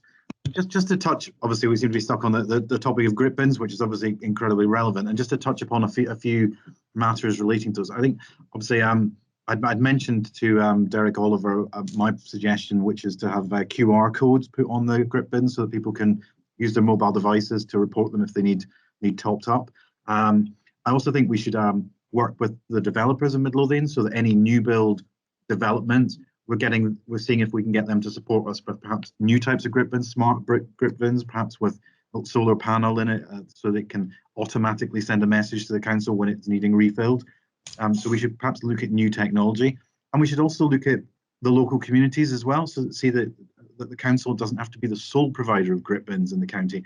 If there are community groups that are willing to fund a grit bin in their community, that's certainly something that should be supported through the council, because certainly, as I'm sure Councillor Wallace and Councillor McCall know, we in Pennycook tend to get a little bit more snow than you do in Dalkeith. So, it's something that perhaps the local community would be more interested in that neck of the woods.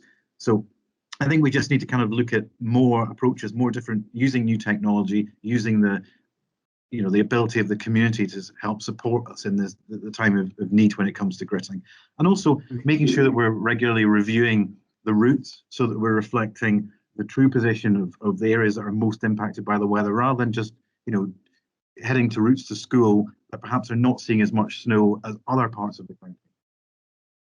Thank you, Councillor Hardy. I'd like to ask Derek Oliver to respond on that, and then Councillor Milligan.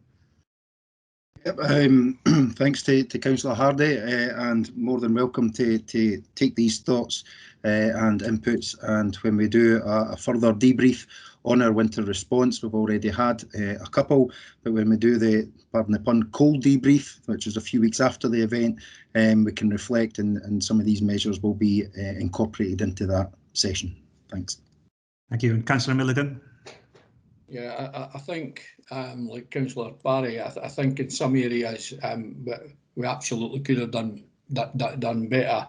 But the reality is we can only fight the snow and the ice with the tools that we've got. And I think, Derek, it would be actually helpful for us if you could make sure that elected members are very, very clear on the amount of staff that you actually have to do this.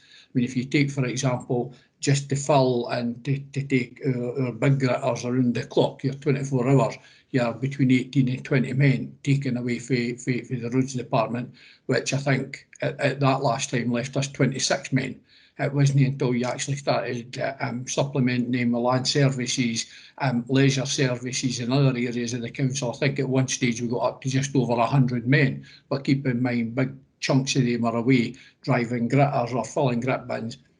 If you take, for example, we've got 500 grit bins out there. If we actually endeavoured on day 3 to go out and refill our grit bins, to fill 500 of them in the next couple of days would almost mean we'd have to drag every vehicle we had for gritting the paths and clearing pavements to actually go and fill grit bins.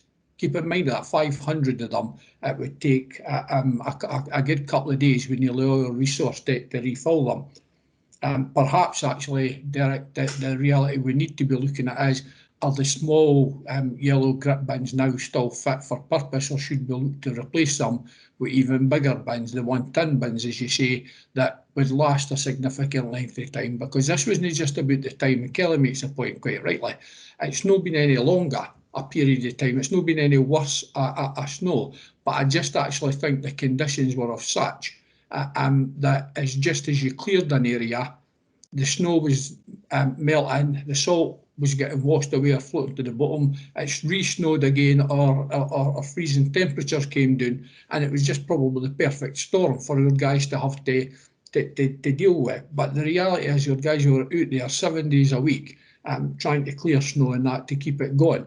But I think it's just the sheer resource that we would have, and it would be helpful, Derek, when you come back with that report, as we're very clear on what resource that we actually have to put in this, irrespective of how many grit bins you put out there.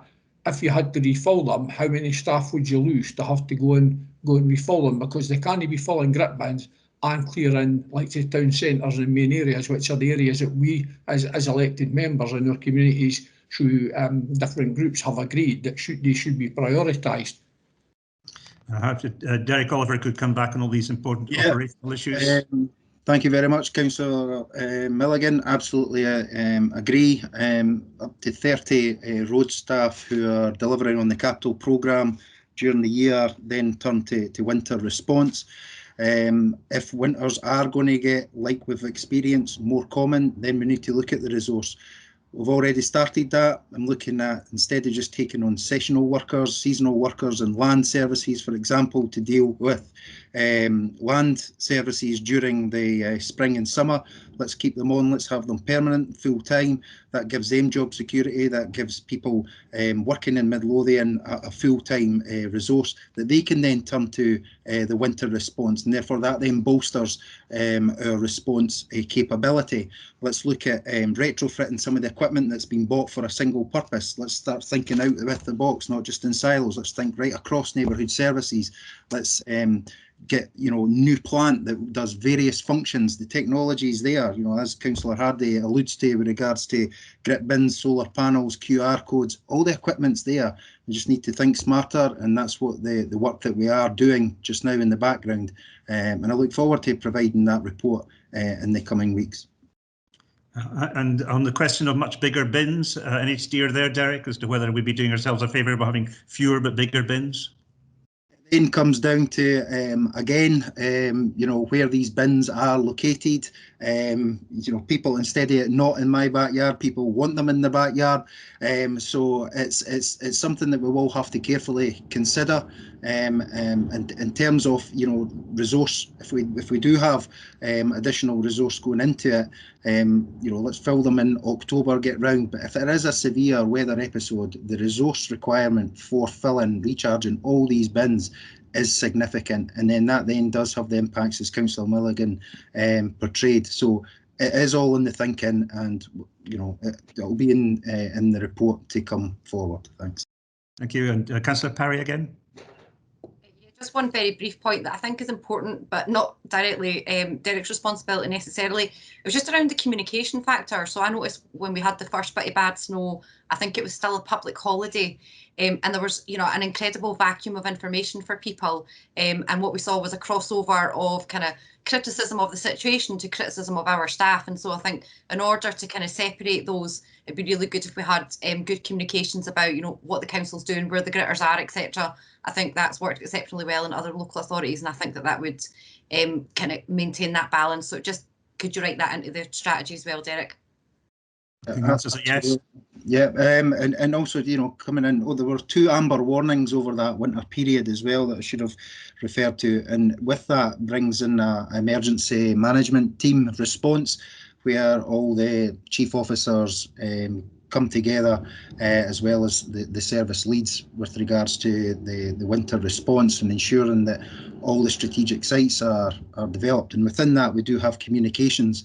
So it's maybe just a point that we can then extract. So as well as it being an amber response, let's have that structure in place for any significant weather, not just severe weather. Thanks. Okay, and Councillor Alexander and Councillor Hardy, I'm conscious we're speaking only about a single line virtually in the entire financial report here, but it has been very important to the electors. Councillor McCall. Thank you, Provost. I just wanted to make a quick point of order. The council leader referred to men several times about being out and doing the work. I saw at least 2 women in Pennycook who were out shoveling snow, who I believe had been redeployed from leisure services. Perhaps Derek will be able to confirm that. It's not just been men, there's certainly been women out there, and I certainly think that should be recognised. Got a very, very quick question for Derek. The community grit bins, I did spot one of them in Pennycook when I was out and about. Can you tell me how much grit is that? Do they hold a ton of grit, please? Thank you. That's a ton of grit, Councillor McCall, 4 times the normal level of the other bins, public bins. Thank you. So less frequent renewals needed. Yeah. Councillor Alex. Councillor Milligan. Just tender an apology for using that term, Debbie. I was aware there was female staff out there as well, and I should have used the word staff. My apologies. I think we're all learning about unconscious bias these days, and forgive me in advance if I do the same sometimes. Councillor McCall, thank you very much. Councillor Alexander. Yes, it was just something that Derek Oliver said about retaining staff. I think that that's an important point to make, in that we usually employ staff over the summer and then they're got rid of, and there isn't a progression through the through that council department. So it would be good if staff could be educated in all different areas, so that they can do gardening, they can do driving, they can do all different sorts of things, and that there's a real progression so that we can keep our most valuable members of that department, because we do lose them because there isn't that progression. Thank you, Councillor. Cross-party consensus on that philosophy. I wonder if Derek would like to briefly comment on staff and continuity of employment. Thanks, Councillor Alexander. That's all captured in the service review with regards to neighbourhood services, providing employability, routes from school, positive destinations, then leading into apprenticeships. The whole generic worker aspect is exactly what you've expressed there. So people are becoming a much more experienced, all-rounded worker within neighbourhood services, which then allows progression through multiple routes again. So not just roads, waste, land, transport, etc. They have the opportunity to work across all these fields, gain the necessary experience, and therefore take the progression in the next steps of their career. And also that helps retain the high calibre of personnel that we will be employing within Midlothian. Thanks. Thank you. Councillor Hardy. Thank you, Provost. Actually, I really just wanted to pick up on one of the points that Councillor Parry had made about communications. I mean, I think some of the communications that we put out in relation to bin collection and the cold weather was very good, but one of the concerns I had was it was predominantly on social media, and indeed a lot of the updates perhaps didn't appear on the council website, and particularly for local residents that perhaps don't engage with social media or don't use social media, they're perhaps going to the council website to find out because of the snow, what's happening with the bin collections, and they're not getting that information there. So just to acknowledge, while there is benefits to putting messages out on social media, just making sure that we are also putting important messages out on the council website as well, so that it's a hub for all residents to be able to get information from. Thank you very much. The contents are all noted. Gary, there's nothing more you want out of the councillors on this paper? We have the delegation to the BTSG is agreed, and it appears to be 1 o'clock, so I propose we have a 15-minute break. If we're all content to do that, I look forward to seeing you at 1:15. Thank you. Can we now move, when you're sitting comfortably, to item 8.8, the housing revenue account and the capital plan. Gary. Yeah. Thanks, Provost. This report provides Council with a summary of the expenditure and income on the HRA and also the capital plan and the projected outturn for both revenue and capital accounts for the year. In summary, capital expenditure is now projected to be £19.1 million, with, as referenced earlier, 797,000 underspend on revenue account. Section 3.2 provides a background to the variance and also the background to the increase in the bad debt provision of £300,000 for non-collection of rent, really as a consequence of the increased arrears that were touched on earlier in the meeting. I would reiterate that across many council services, including the revenues team, that we continue to support tenants to maintain their tenancies as part of the recovery action and pursuing collection of rent. Provost, today the report is, Council is asked to note this report. Thank you for that.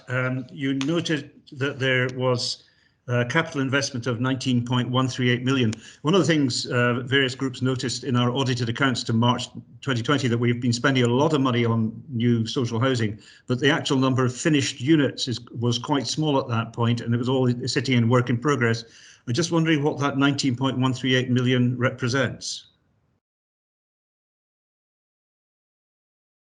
So the appendix to the report sets out the various strands of the capital expenditure across, as you've referenced, the new build, but also the continued investment as part of ensuring that as a council we meet the Scottish housing quality standard in our refurbishment and upgrade programmes, whether particularly heating replacement, etc. And the actual movement and the overall number of houses that are then let to tenants and tenants move in is really dependent on the completion of the various projects within the capital programme. The developers and the contractors tend to do the houses in batches, and indeed we've also got the direct purchase of houses from the market, and indeed just as we were in recess there, just signed off on a financial transaction to pay the money to solicitors for the purchase of houses in Shawfair. So these just come along as the houses are completed. They then move over to the housing team to let the tenancies in accordance with the letting rules. Yeah, there must have been a slowdown during the initial COVID period, though, in terms of completing houses. So there will be some slippage there. And also, I think you've got 10 million earmarked for purchasing developers' sites for social housing. I just wondered if you're able, subject to commercial confidentiality, to comment on our progress there a little bit more.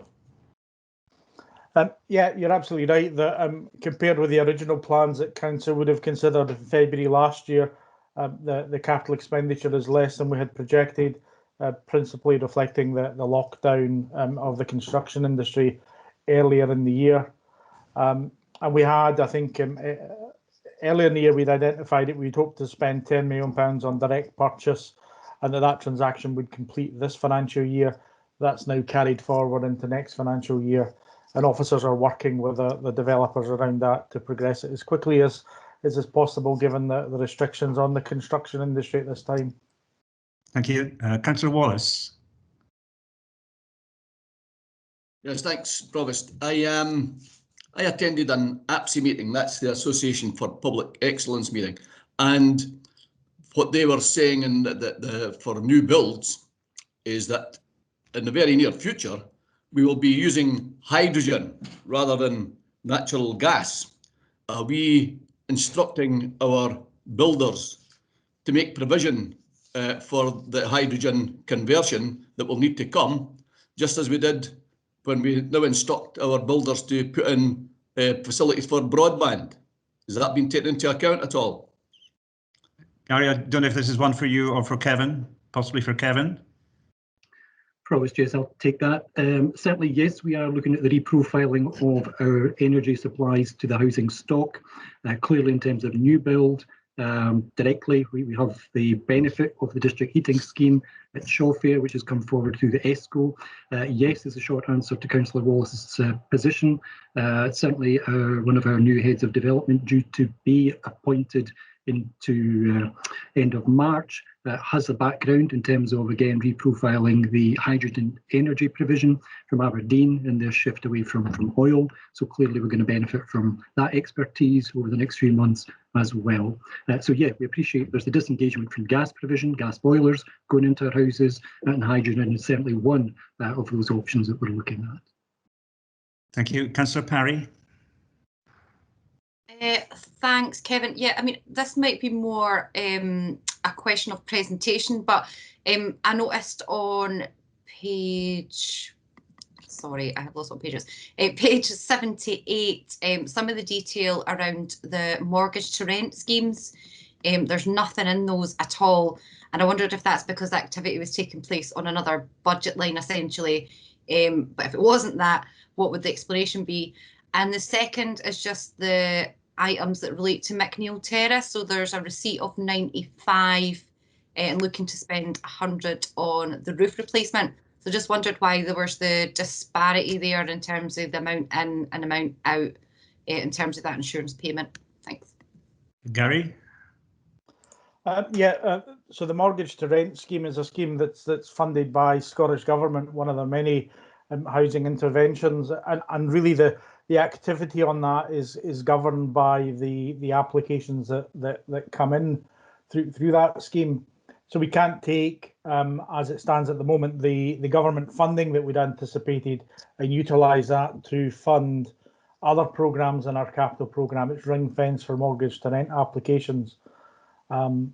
So I don't know if that gives the answers. Happy to pick up separately in terms of just, excuse me, where we are in terms of that scheme more generally. It's been in place for a lengthy period, and we've had a number of tenant people we've been able to support to maintain their house through moving from ownership to tenancy through the mortgage to rent scheme. So happy to provide further details on that to members.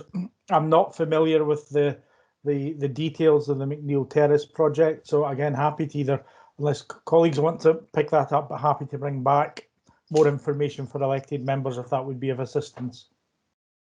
Gary, so just to clarify, are you, sorry, just to clarify, Gary, are you saying that there's nobody came forward that might fit the buy to rent scheme? Is that what you were saying there?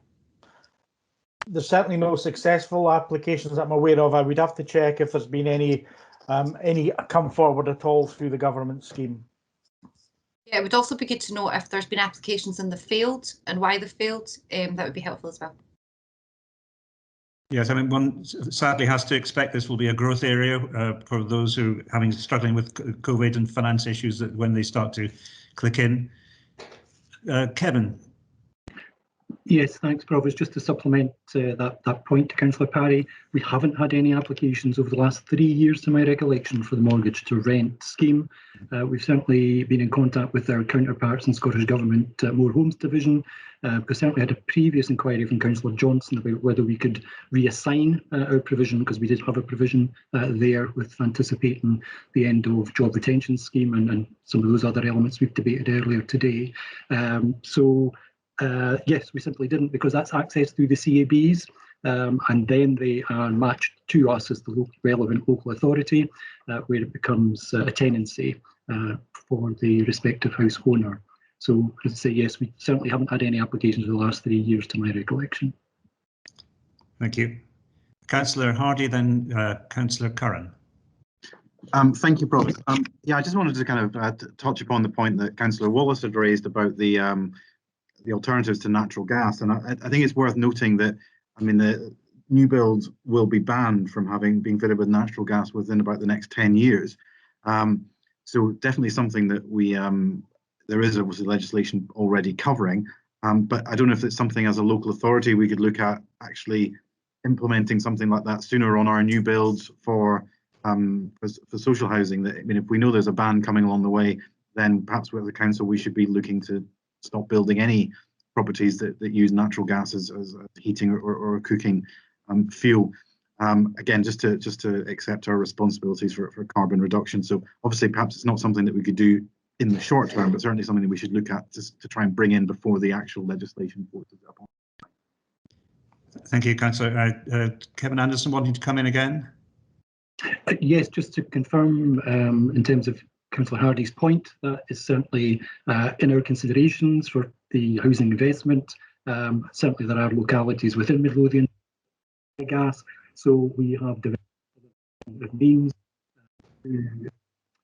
systems there. We also take the opportunity where there is further green funding, essentially, that's provided for solar energy, wind energy, ground source heat pumps that have been deployed across our stock as well. So gas isn't our default position, just to give that reassurance. And as I say, we have the opportunities with our ESCO coming on stream to extend district heating as well beyond the Shawfair locality. And indeed, there are other schemes in consideration there in anticipation of our withdrawal and compelling us to withdraw from the gas installations as well.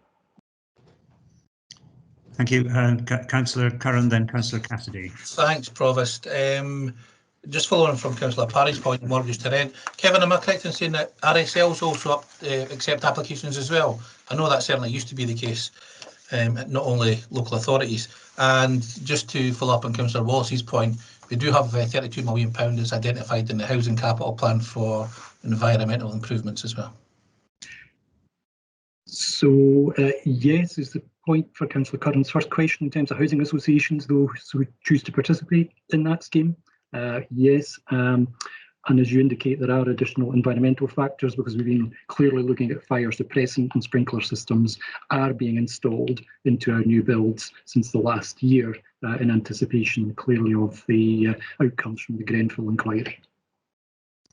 Councillor Cassidy. Thank you, Chair. I was just wondering, the mortgage to rent system, should this not be something we're promoting as a council? Because I don't think I've seen this really, since I got into council, being pushed very hard. It could be something that takes a bit of pressure off our HRA account if we did promote it a bit hard. Kevin Anderson. Provost, so the mortgage to rent scheme is accessible, as I say, through citizens advice bureaus, and that's where people are having those difficulties and in danger, under threat of repossession. So there are particular specific criteria for those who would be clients of that scheme. And certainly we did do a considerable number of transfers following 2008. Clearly the financial crash had an impact there. So we did have a number of applicants as a consequence there. We've run with that scheme, retained that scheme, but as Gary's indicated, there isn't funding there because it's not been required over the past number of years. In consultation, as I say, with Scottish Government, we're encouraged to retain that provision for that, which we will if there's a demand for that.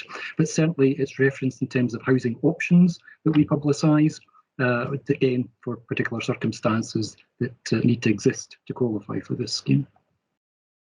Thank you. Yeah, is there an upper limit on the that scheme? I'm not clear on your question, Councillor Cassidy. If someone I take it someone's getting evicted, they can apply for this, or they're getting arrears. What is the limit? Well, we encourage people to contact us before we're at an eviction stage, but once there's a notice for repossession issued, similar to a rented property, a mortgage provider will issue a notice of legal action. That's the trigger point that people are encouraged to contact us, and where it's a mortgage to rent prospect, we refer them on to CAB because they have to go through the due process there to be referred to us or a participating housing association to take them on as a tenant and remain as a sitting tenant in the property. Thank you, Kevin. Councillor Johnston. Thank you. Is it because the mortgage to rent has quite serious criteria that if you've been a long-standing owner-occupier paying off a mortgage, if you do mortgage to rent, you don't get very much of the profit that you've built or the equity that's built up in the house, and it becomes an unattractive offer where people possibly can sell their house and pay off the debt rather than become tenants, but then they have issues about finding housing. So it's maybe good for some people, but not good if you're in the latter stages of paying off your mortgage. This is a very good point. Kevin, I think we've probably talked this out. Would CAB have more information on this if councillors had inquiries about it? I'm quite happy to share our housing options page in relation to this particular topic, Provost, and pick up any individual inquiries thereafter. Thank you. So that paper 8.8 is duly noted, and we move on to the separate paper, late paper 8.9, Treasury Management, 78 pages. And I hope everyone's got this. And the issues have been debated for quite some time. Can I ask Gary to talk to this? Yes, Provost, the paper was a follow paper which gave time for members to consider a draft at the Treasury Management briefing session last week, which was well attended and also attended by the independent members of the Audit Committee, recognising the Prudential Code requirement for the strategy to be scrutinised before it comes to Council. So today, Provost, this report seeks Council approval for the Treasury Management investment strategy for the year ahead. Council is asked to note that there are no changes proposed other than to reflect the Council's decision to invest in the ESCO, Midlothian Energy Limited, and that was touched on just earlier there in terms of the projects they will take forward in Shawfair as a joint venture basis. The updated prudential indicators, which are reflective of the capital plans on today's agenda, and which we'll see with both the general services, HRA and pipeline projects. Capital expenditure over the period to 2025 is some £800 million, 860 odd million pounds of capital expenditure over the coming period. So just highlights the significance of the investment in the county, and also therefore the borrowing required to support that investment. A draft of the strategy, as I say, was considered at the briefing session attended by elected members and independent audit committee members last week, and the recommended change arising from that the recommended changes arising from that sessions are reflected in today's report. Section 3 of the report provides an update on the current borrowing portfolio, which supports the investment in our asset base. It also sets out the current investment position in respect of cash backing the Council's reserves. Section 3.2, as I've just touched on, highlights the extensive capital expenditure plans for the Council, and as I say, those will exceed £800 million. The forward borrowing requirement to fund this is considerable, estimated at £357 million, which is an increase of 130%, with further borrowing to support pipeline projects, especially the learning estate investment projects. While those are supported through SFT by Scottish Government, the requirement on the Council for the three projects at the A701 School, Pennycook High School refurbishment and Mayfield Primary Schools is that the Council will borrow all of that capital up front and then will be grant supported over a 25-year period by Scottish Government. Section 3.3 sets out the current strategy, which is rolled forward to 21-22, and Section 3.4 highlights the expected borrowing strategy. That strategy maintains the current level of under borrowing, and we expect that funding capital expenditure and the borrowing to fund capital expenditure will be taken through a combination of short-term borrowing or PWLB borrowing. And I'd reinforce that we're not expecting to undertake any borrowing in advance of need. So we'll borrow through PWLB in line with the capital expenditure being incurred by the Council. In terms of permitted investments to cashback reserves, no changes are proposed. The table on page 7 highlights that the Council's position is aligned to the overall position across Scotland in terms of how councils are cash backing and investing reserves. Section 4 sets out the updated prudential indicators, and these are governed by the Prudential Code, and they demonstrate to council that your capital plans are both affordable, prudent and sustainable. Finally, attention is drawn to Section 6, which highlights the strong performance by the council, with the second lowest loans fund rate, well below the Scottish average. And in financial terms, the strong performance equates to a saving of £2.2 million compared with being average. Provost, happy to take questions. And today, council is asked to consider the recommendations in Section 1 of the follow paper. Thank you. Councillor Milligan. Yeah, Provost, thanks. I'll be brief on this. I think, Gary, firstly, thank you for the presentation that you gave members, and thanks to young Gary Thompson and David as well for their work and help with that. The presentation we're given by David, our outside agent, I think was really helpful. We had this some years ago, but it was fantastic to get a refresher on that to give us an understanding of how complicated this is. I think we all came away with the assurance that we were assured that investments were safe, and I think they acknowledged that Midlothian has been one of the, over the last 10 years, over the last administration and up to now, has been one of the top performers in Scotland, either at the top or thereabouts. So I think that was all good, and I think seminars such as this are helpful. One of the things that was really clear there is that it isn't just about our investment and about the risk of investment, it's about the risk to our reputation, and I think that's a big thing here, and it's a reputational risk of investing with places like Croydon and that. When people see it, they become worried because they see this council investing in a council that's less well managed. So we'd ask officers to take that into account, although they've already said that they do take that in. I think they should get a wee bit more credence, and it would be helpful if members, if officers have problems with areas of investment, it would be helpful if members were made aware of that if it was felt necessary to do so. So with all that says, I genuinely think it was helpful, and I think we've got a clearer understanding of where we were.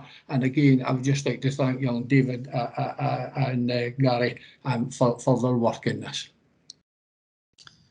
Yes, and as councillors know, there will be, I think, a further broader investigation by Ernst & Young later on this year into Treasury Management to give us further comfort. Gary, you led, as you have several times, with that we don't borrow in advance of need, but at the bottom of page 20 of 78, you say pretty much we might borrow in advance of need if market conditions are favourable. That has a slight problem, playing gob to the markets, but you may have a formula there that we ought to be apprised of as councillors, since we have such a particular responsibility for Treasury. So just a couple of things, and I don't want to rerun the seminar because reflecting on that is very technical, but we maintain what we call an under-borrowed position. So we haven't secured all of the long-term borrowing required to fund our asset base. We're effectively borrowing from our current account, if you like, to do that. Our strategy is to keep a small under-borrowed position because there is financial value in doing that. And therefore, we will borrow, as I said earlier, we'll borrow long-term. And when I talk long-term, I'm talking that some of our loans will go through to 2080. Recognising that these are loans to provide for new houses and schools, and the tenants and the school children will enjoy the benefit of those assets over that period of time. So our expectation is that we're paying contractors to develop and build these assets for us. We'll borrow the money alongside that. The market conditions as such at the moment are there's no benefit in borrowing in advance to need them. By that, it means you borrow the money today, knowing you're not going to spend it for till a period in the future. There's a cost associated with that, which would make it not feasible. And in any event, if we were going to do that, we'd do a business case, but that would highlight that that there was no benefit in doing that. However, what we may do is look very carefully at the market conditions. So PWLB rates, Public Works Loan Board rates, that's borrowing from the UK government. Sorry, the messages are just put me off a bit. That borrowing from the UK government is based on UK gilts, and there's volatility in UK gilts on a daily basis. So we saw just over the last few weeks, gilts had gone up 40 odd basis points. So there's the opportunity to dip in and do long-term borrowing when it's very favourable in the market to do so, but that could be very short term. So it could be borrowing, for example, today, knowing that you're going to have a capital bill to pay next week. So borrowing a short period in advance of need just to really attract that low point in the market when conditions are favourable. And bearing in mind that's, you know, you may borrow a week or a couple of weeks in advance of that need, knowing you've got the capital expenditure, but you're locking into that lower rate for a period of up to 50 years. So that's what the paper talks about when it's within that detail in terms of borrowing in advance of need. But there's no, you know, we're not talking here about borrowing millions of pounds today and not having to use it for years in advance. It's very much a very short-term measure. That's why the report covers that. Thank you. And I refer to Ernst & Young, which is, of course, a wider scope review that will occur in June as part of their overall work. We have further contributions on Treasury. Is anyone opposed to the paper? Or are we content to let it go? Then we can move on.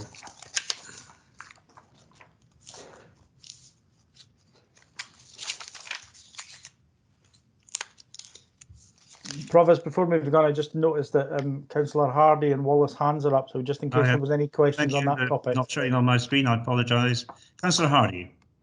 I'm sorry, my hand's not up on my screen, so I don't know if it's a sort of ghost image on Gary's screen. It's not on my one either.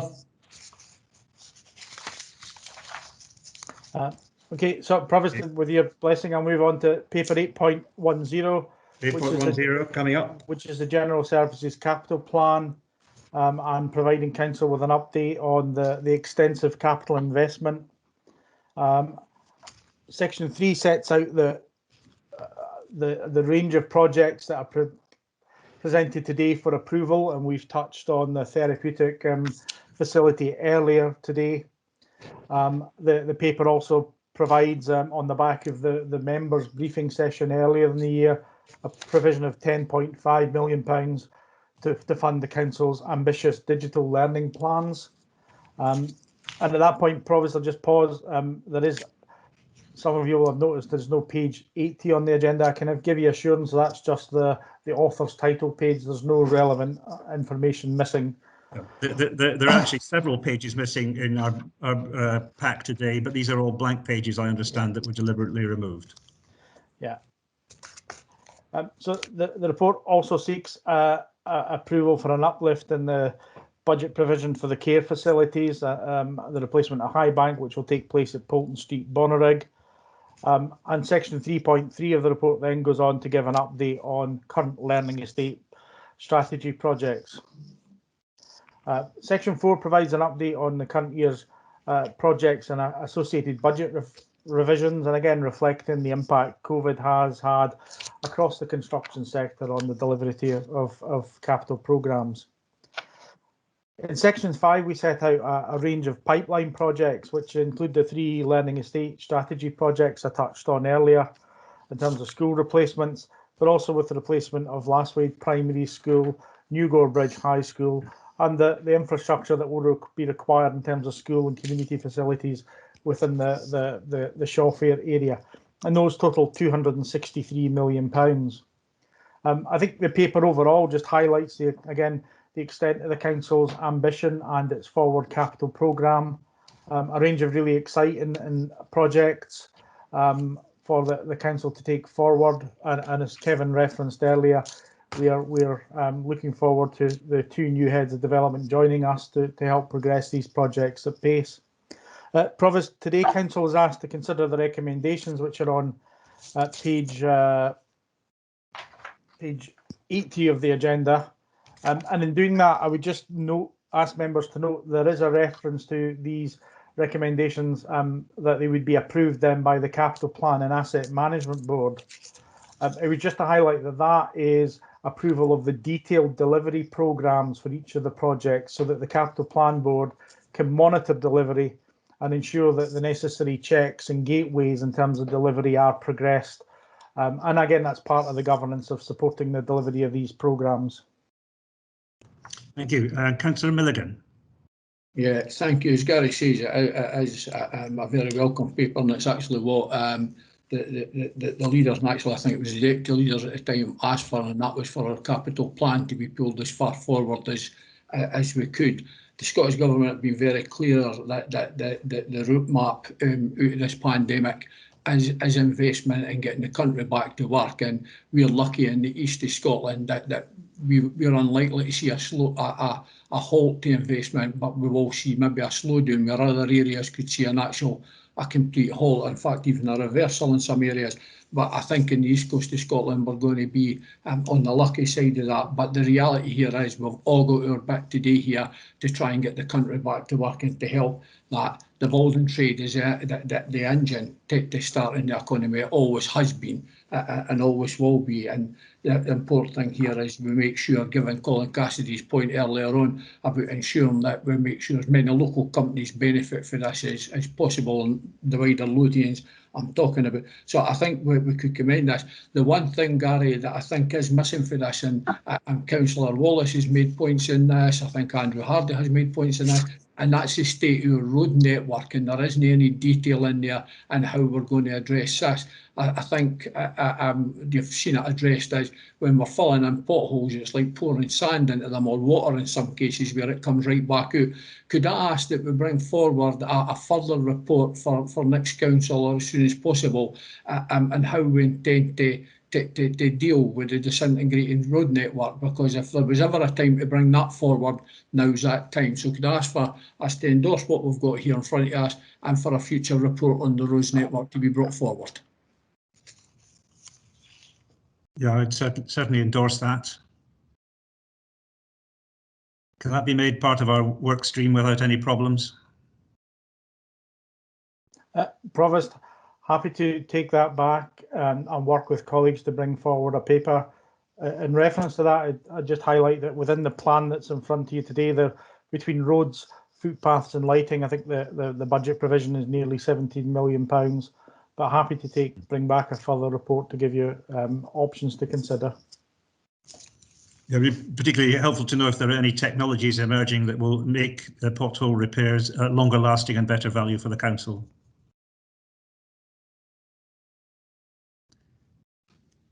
Derek Oliver. Councillor Smale, just on your last point, yes, we have been engaging with various suppliers with regards to the technologies that you mentioned, and it is something that we are exploring. Thank you. Thank you very much. Okay, are there any further comments? The recommendations set out on page 80. Approving the various alterations here. Agreed. NEMCON. Okay, we can move on then.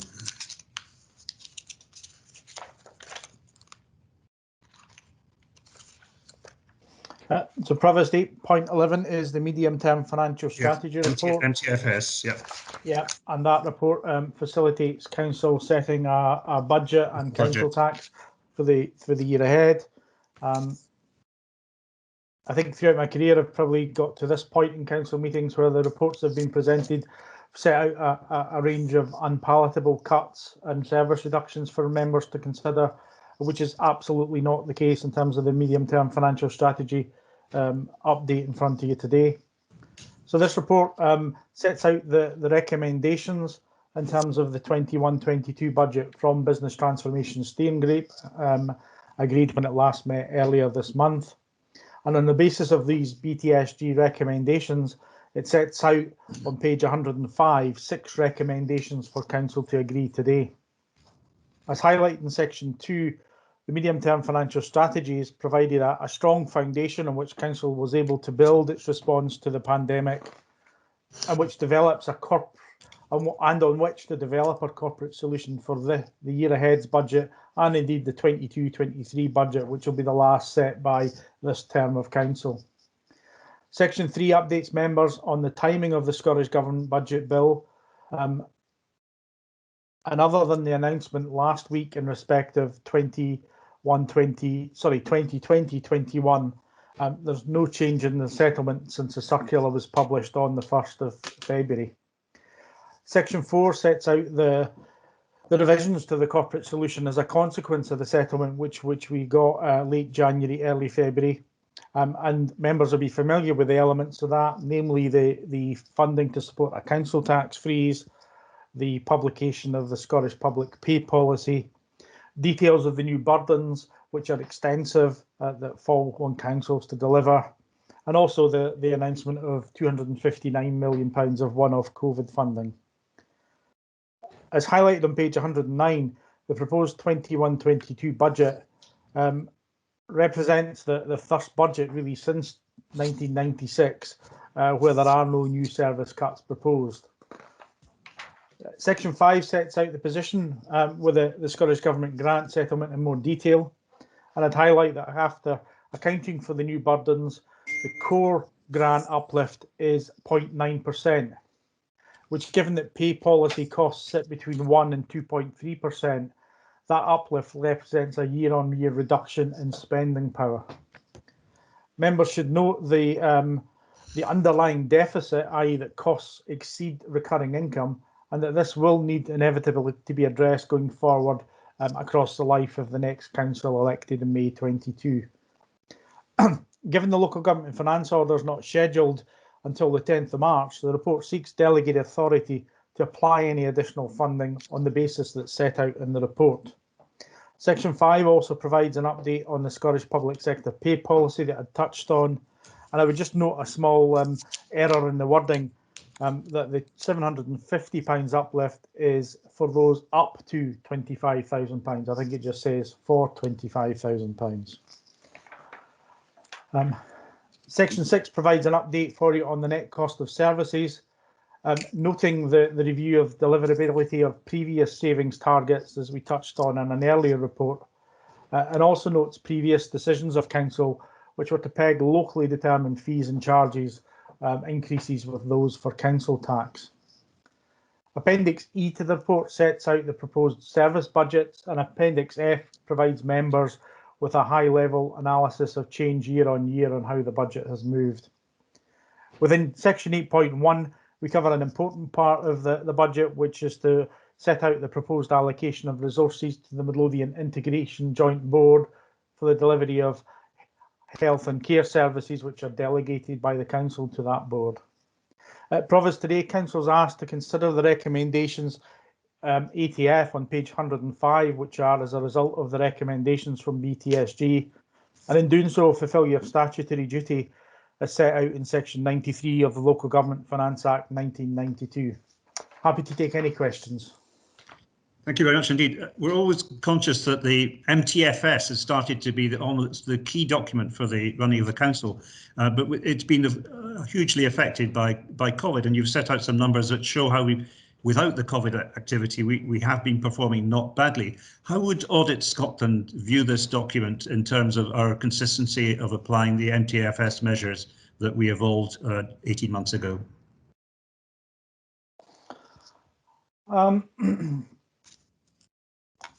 It's difficult for me to preempt what the commissioners themselves in terms of so ultimately it's the Accounts Commission who would consider our external auditor's annual report.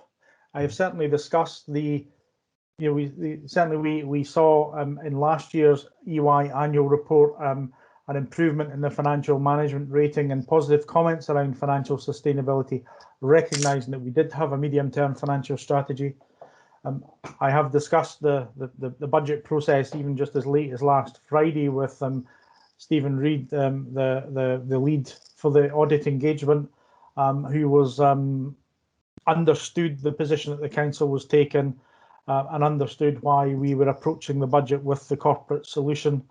And I think I would very much hope that when we next see a report from EY, that it recognises the stability that the medium-term financial strategy and indeed the strategy for the budget in front of you brings, and recognises that has supported the council through COVID. But I suppose ultimately we will await what the external auditor has to say rather than me telling you what I think he might say.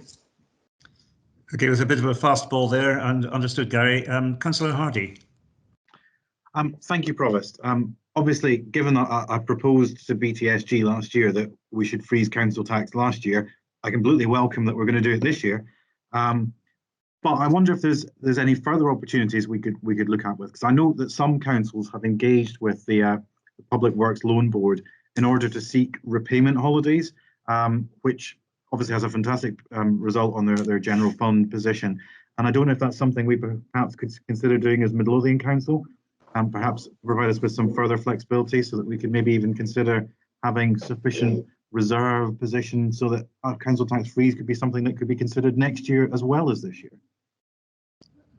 Gary, if you could handle the accounting issues on that.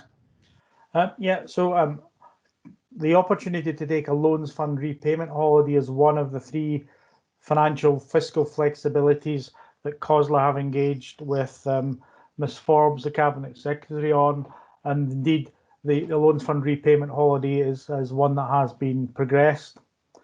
So it's with the absolute understanding that flexibility is used to support COVID pressures, and it would not therefore be available to support, for example, a reduction in council tax or a continued freeze in council tax.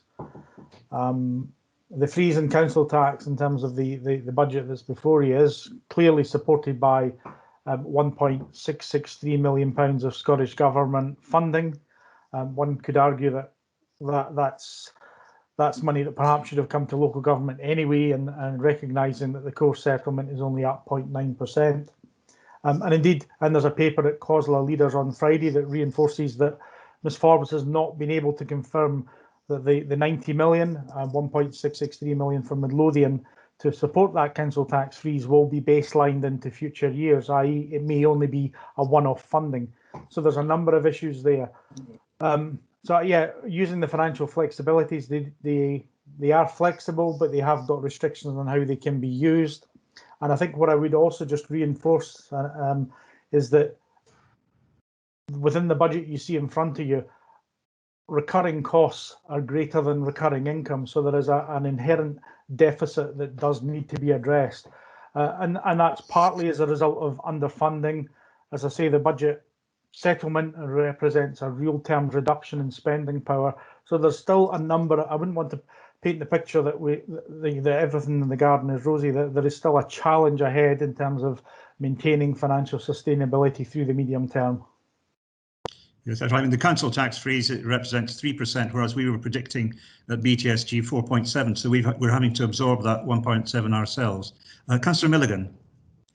Yeah, I think it's fair to say that we would have probably been considering whether to freeze it this year anyhow, given the pandemic. So I think the 3% funding for the Scottish Government is to be welcomed for the freezing council tax. And yet again, you can see the recommendations. It's unanimously agreed at the Business Transformation Steering Group, Chair, Provost. So I would therefore ask that we agree the recommendations that are set out there and agree this paper. Thank you. I think we should have a seconder for such an important formal decision. It involves the freezing of council tax and the balanced budget. Councillor Parry. Caught my eye. Councillor Parry. Yeah, I'm happy to second what Councillor Milligan's just said, and can I just also make a point that perhaps we don't make very often about our cross-party working. I think it's really important that we acknowledge that, and you know, the fact that we have come to a consensus on a number of issues today relating to finance. I think that's to be applauded. The one point that I would just like to briefly question, if I may, while I'm moving that, is just around the medium-term financial strategy, and I just wonder, is it still fit for purpose given the impacts and effects of COVID, what that might mean for our older people, what that might mean for, you know, long COVID, kind of money, that extra additional money that we might need for health, etc. And if I might just make a brief suggestion in with that, I know councillors will have probably had the same email from me from Age Scotland about those exact issues, and they were looking for councils to adopt an older persons representative from council groups. And I know a number of councils have done that already. I'm not asking council to do that today, but it would be good if there was agreement to bring that back at a future point to make sure that when we're looking at our budgets and our financial strategies going forward, that they're representative of our changing priorities. Thank you, Councillor Barry. Would you like that put on the agenda for the next council meeting? Only if it's agreement with councillors, but also at a point that's appropriate. You know, if we're dealing with a public health crisis by the time our next meeting, I appreciate that might not be the best time, but at the most appropriate time. Yeah, thank you. Yes, as to your other point, Gary, I have a slight feeling that the MTFS is not really a strong working document now because of what's happened, but I can see you're very busy on other stuff, and but there will maybe be a point at which we have to recast it. For example, things like Hill End, the income from that must be knocked back quite a bit, as indeed the build costs are. So yes, Provost, the medium-term financial strategy was never designed to be a static document. As I said earlier, I think it's put us on a very strong foundation and position in which to respond to the pandemic, and indeed to set a corporate solution for the budget in front of you, and that would continue through to the 22-23 budget is our intention. I skipped across and was conscious of time, but skipped across section 7 of the report, which just sets out some of the things that Councillor Parry's touched on in terms of adapting the budget, looking at what are the new service interventions, either to support our community, to support re-employment, etc., that we need to look at as part of the year ahead, as part of, I suppose, as we see lockdowns easing and vaccinations and protecting people, that the council's role in the pandemic will adjust. The intention is certainly alongside that from now through to May 22 to look at the next iteration of the medium-term financial strategy for the peak term of the council that will be elected in May, and be able to bring that forward to members as appropriate as early as possible after those elections. Thank you for that. There being a proposer and a seconder, is there anyone contrary to adopting the recommendation set out on page 105? Done and dusted. Can I thank you, Gary, and your team for the extensive work that's gone on to all the finance papers today. Item 8.12, the Town Centre Capital Fund. Derek Oliver. Sorry, Provost. Before we move on, I just want to make sure that Democratic Services caught that other recommendation. I didn't see a seconder. So I'll just... Age representative. Happy to second, Kelly. Thanks, Derek. There we are. Ideas of wings. Very good. Derek, Town Centre Capital Fund. Afternoon, councillors. The report before you today provides detail on the recommended projects that Midlothian Council will fund from the £331,000 allocation from the Scottish Government's Town Centre Capital Fund. This report follows the Town Centre Capital Fund report approved by Council on the 15th of December, which established governance and process arrangements for fund allocation. It was approved that proposals would be assessed and a list of recommended projects be brought back to this Council meeting for approval. A total of 7 project applications were received and considered by the project group. A summary of the projects is detailed in Appendix C of the report, with each titled in section 3.7. The 4 projects recommended for approval are outlined at section 3.11, and it is recommended that Council agrees the recommended projects for Town Centre Capital Fund approval and agrees the process for project governance and reporting as detailed in sections 4 and 5 of the report. Thank you. Thank you for that. I take it the Pennycook Town Hall will pretty much proceed. Is that correct? Which is described as a reserve project? No, if the council agrees to the recommended proposals, it's the 4 proposals outlined at section 3.11, which are the Jarnac Court regeneration, litter and salt bins, welfare park and Iron Mills lighting. The reserve projects are there should any of these projects be voted against. Okay. Now I understand. Thank you very much for clarifying that. Have we questions or observations? Councillor Imrie. Yes, thanks very much, Provost, members of council. Just to support what Derek's reported on with regard to the report that's in front of us, I just wanted to say that the background that you didn't say is this is the second iteration of where we got to. Some of the bids that were put in were not actually fit for town centre regeneration. So we asked people to go back and think again, and they've come forward with these proposals. We also had the opportunity within the timeline to speak to local members as well within the projects that were coming forward, and I think that augured well for getting buy-in by the various groups as well. So delighted that it's going ahead.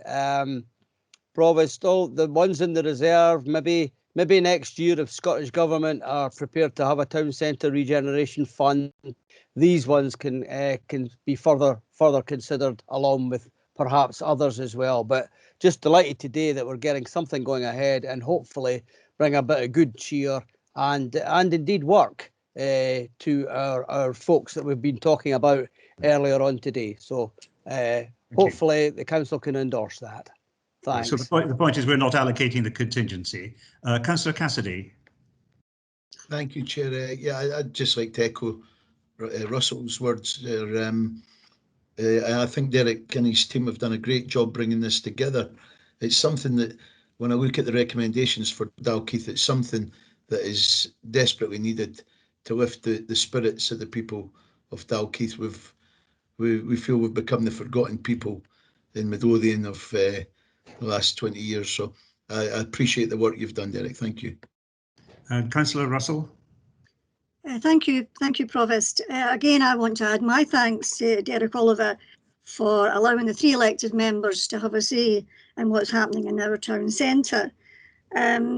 Disappointed the last time it didn't happen, but thankfully we are where we are now, and Derek took on quite a difficult task trying to please everybody. If successful, without a bid to the Scottish Government, and I hope we are, Dalkeith, as Councillor Cassidy has said, has been kind of forgotten a wee bit, or quite a lot actually. So if we're successful, Jarnac Court was what we wanted to look at, because a lot of people do still think that that's the centre of the town centre. And it's going to be bright, it's going to be vibrant, it's going to have new lighting, different colours attached to it. And we're going to have connection with our twinning partner in Jarnac. But I think one of the things that I think we're quite pleased about is the fact that we're looking at helping small businesses by buying market stalls in Jarnac Court and bringing back that feeling of the fact that Dalkeith was a market town, and we want to bring that feeling back. And obviously it'll help our artists in Dalkeith and Midlothian as a whole, and our small traders, and I think it's very exciting. Thank you, Provost. Thank you very much. Any further contributions? And on that note, I think we come at last to the end. Can I thank you all very much for attending this quite long and quite serious meeting, but we end on, I think, a very uplifting note. And can I thank Derek Oliver and his team for that. Thank you all for attending, and also for anyone who is watching this recording in due course. We will meet again.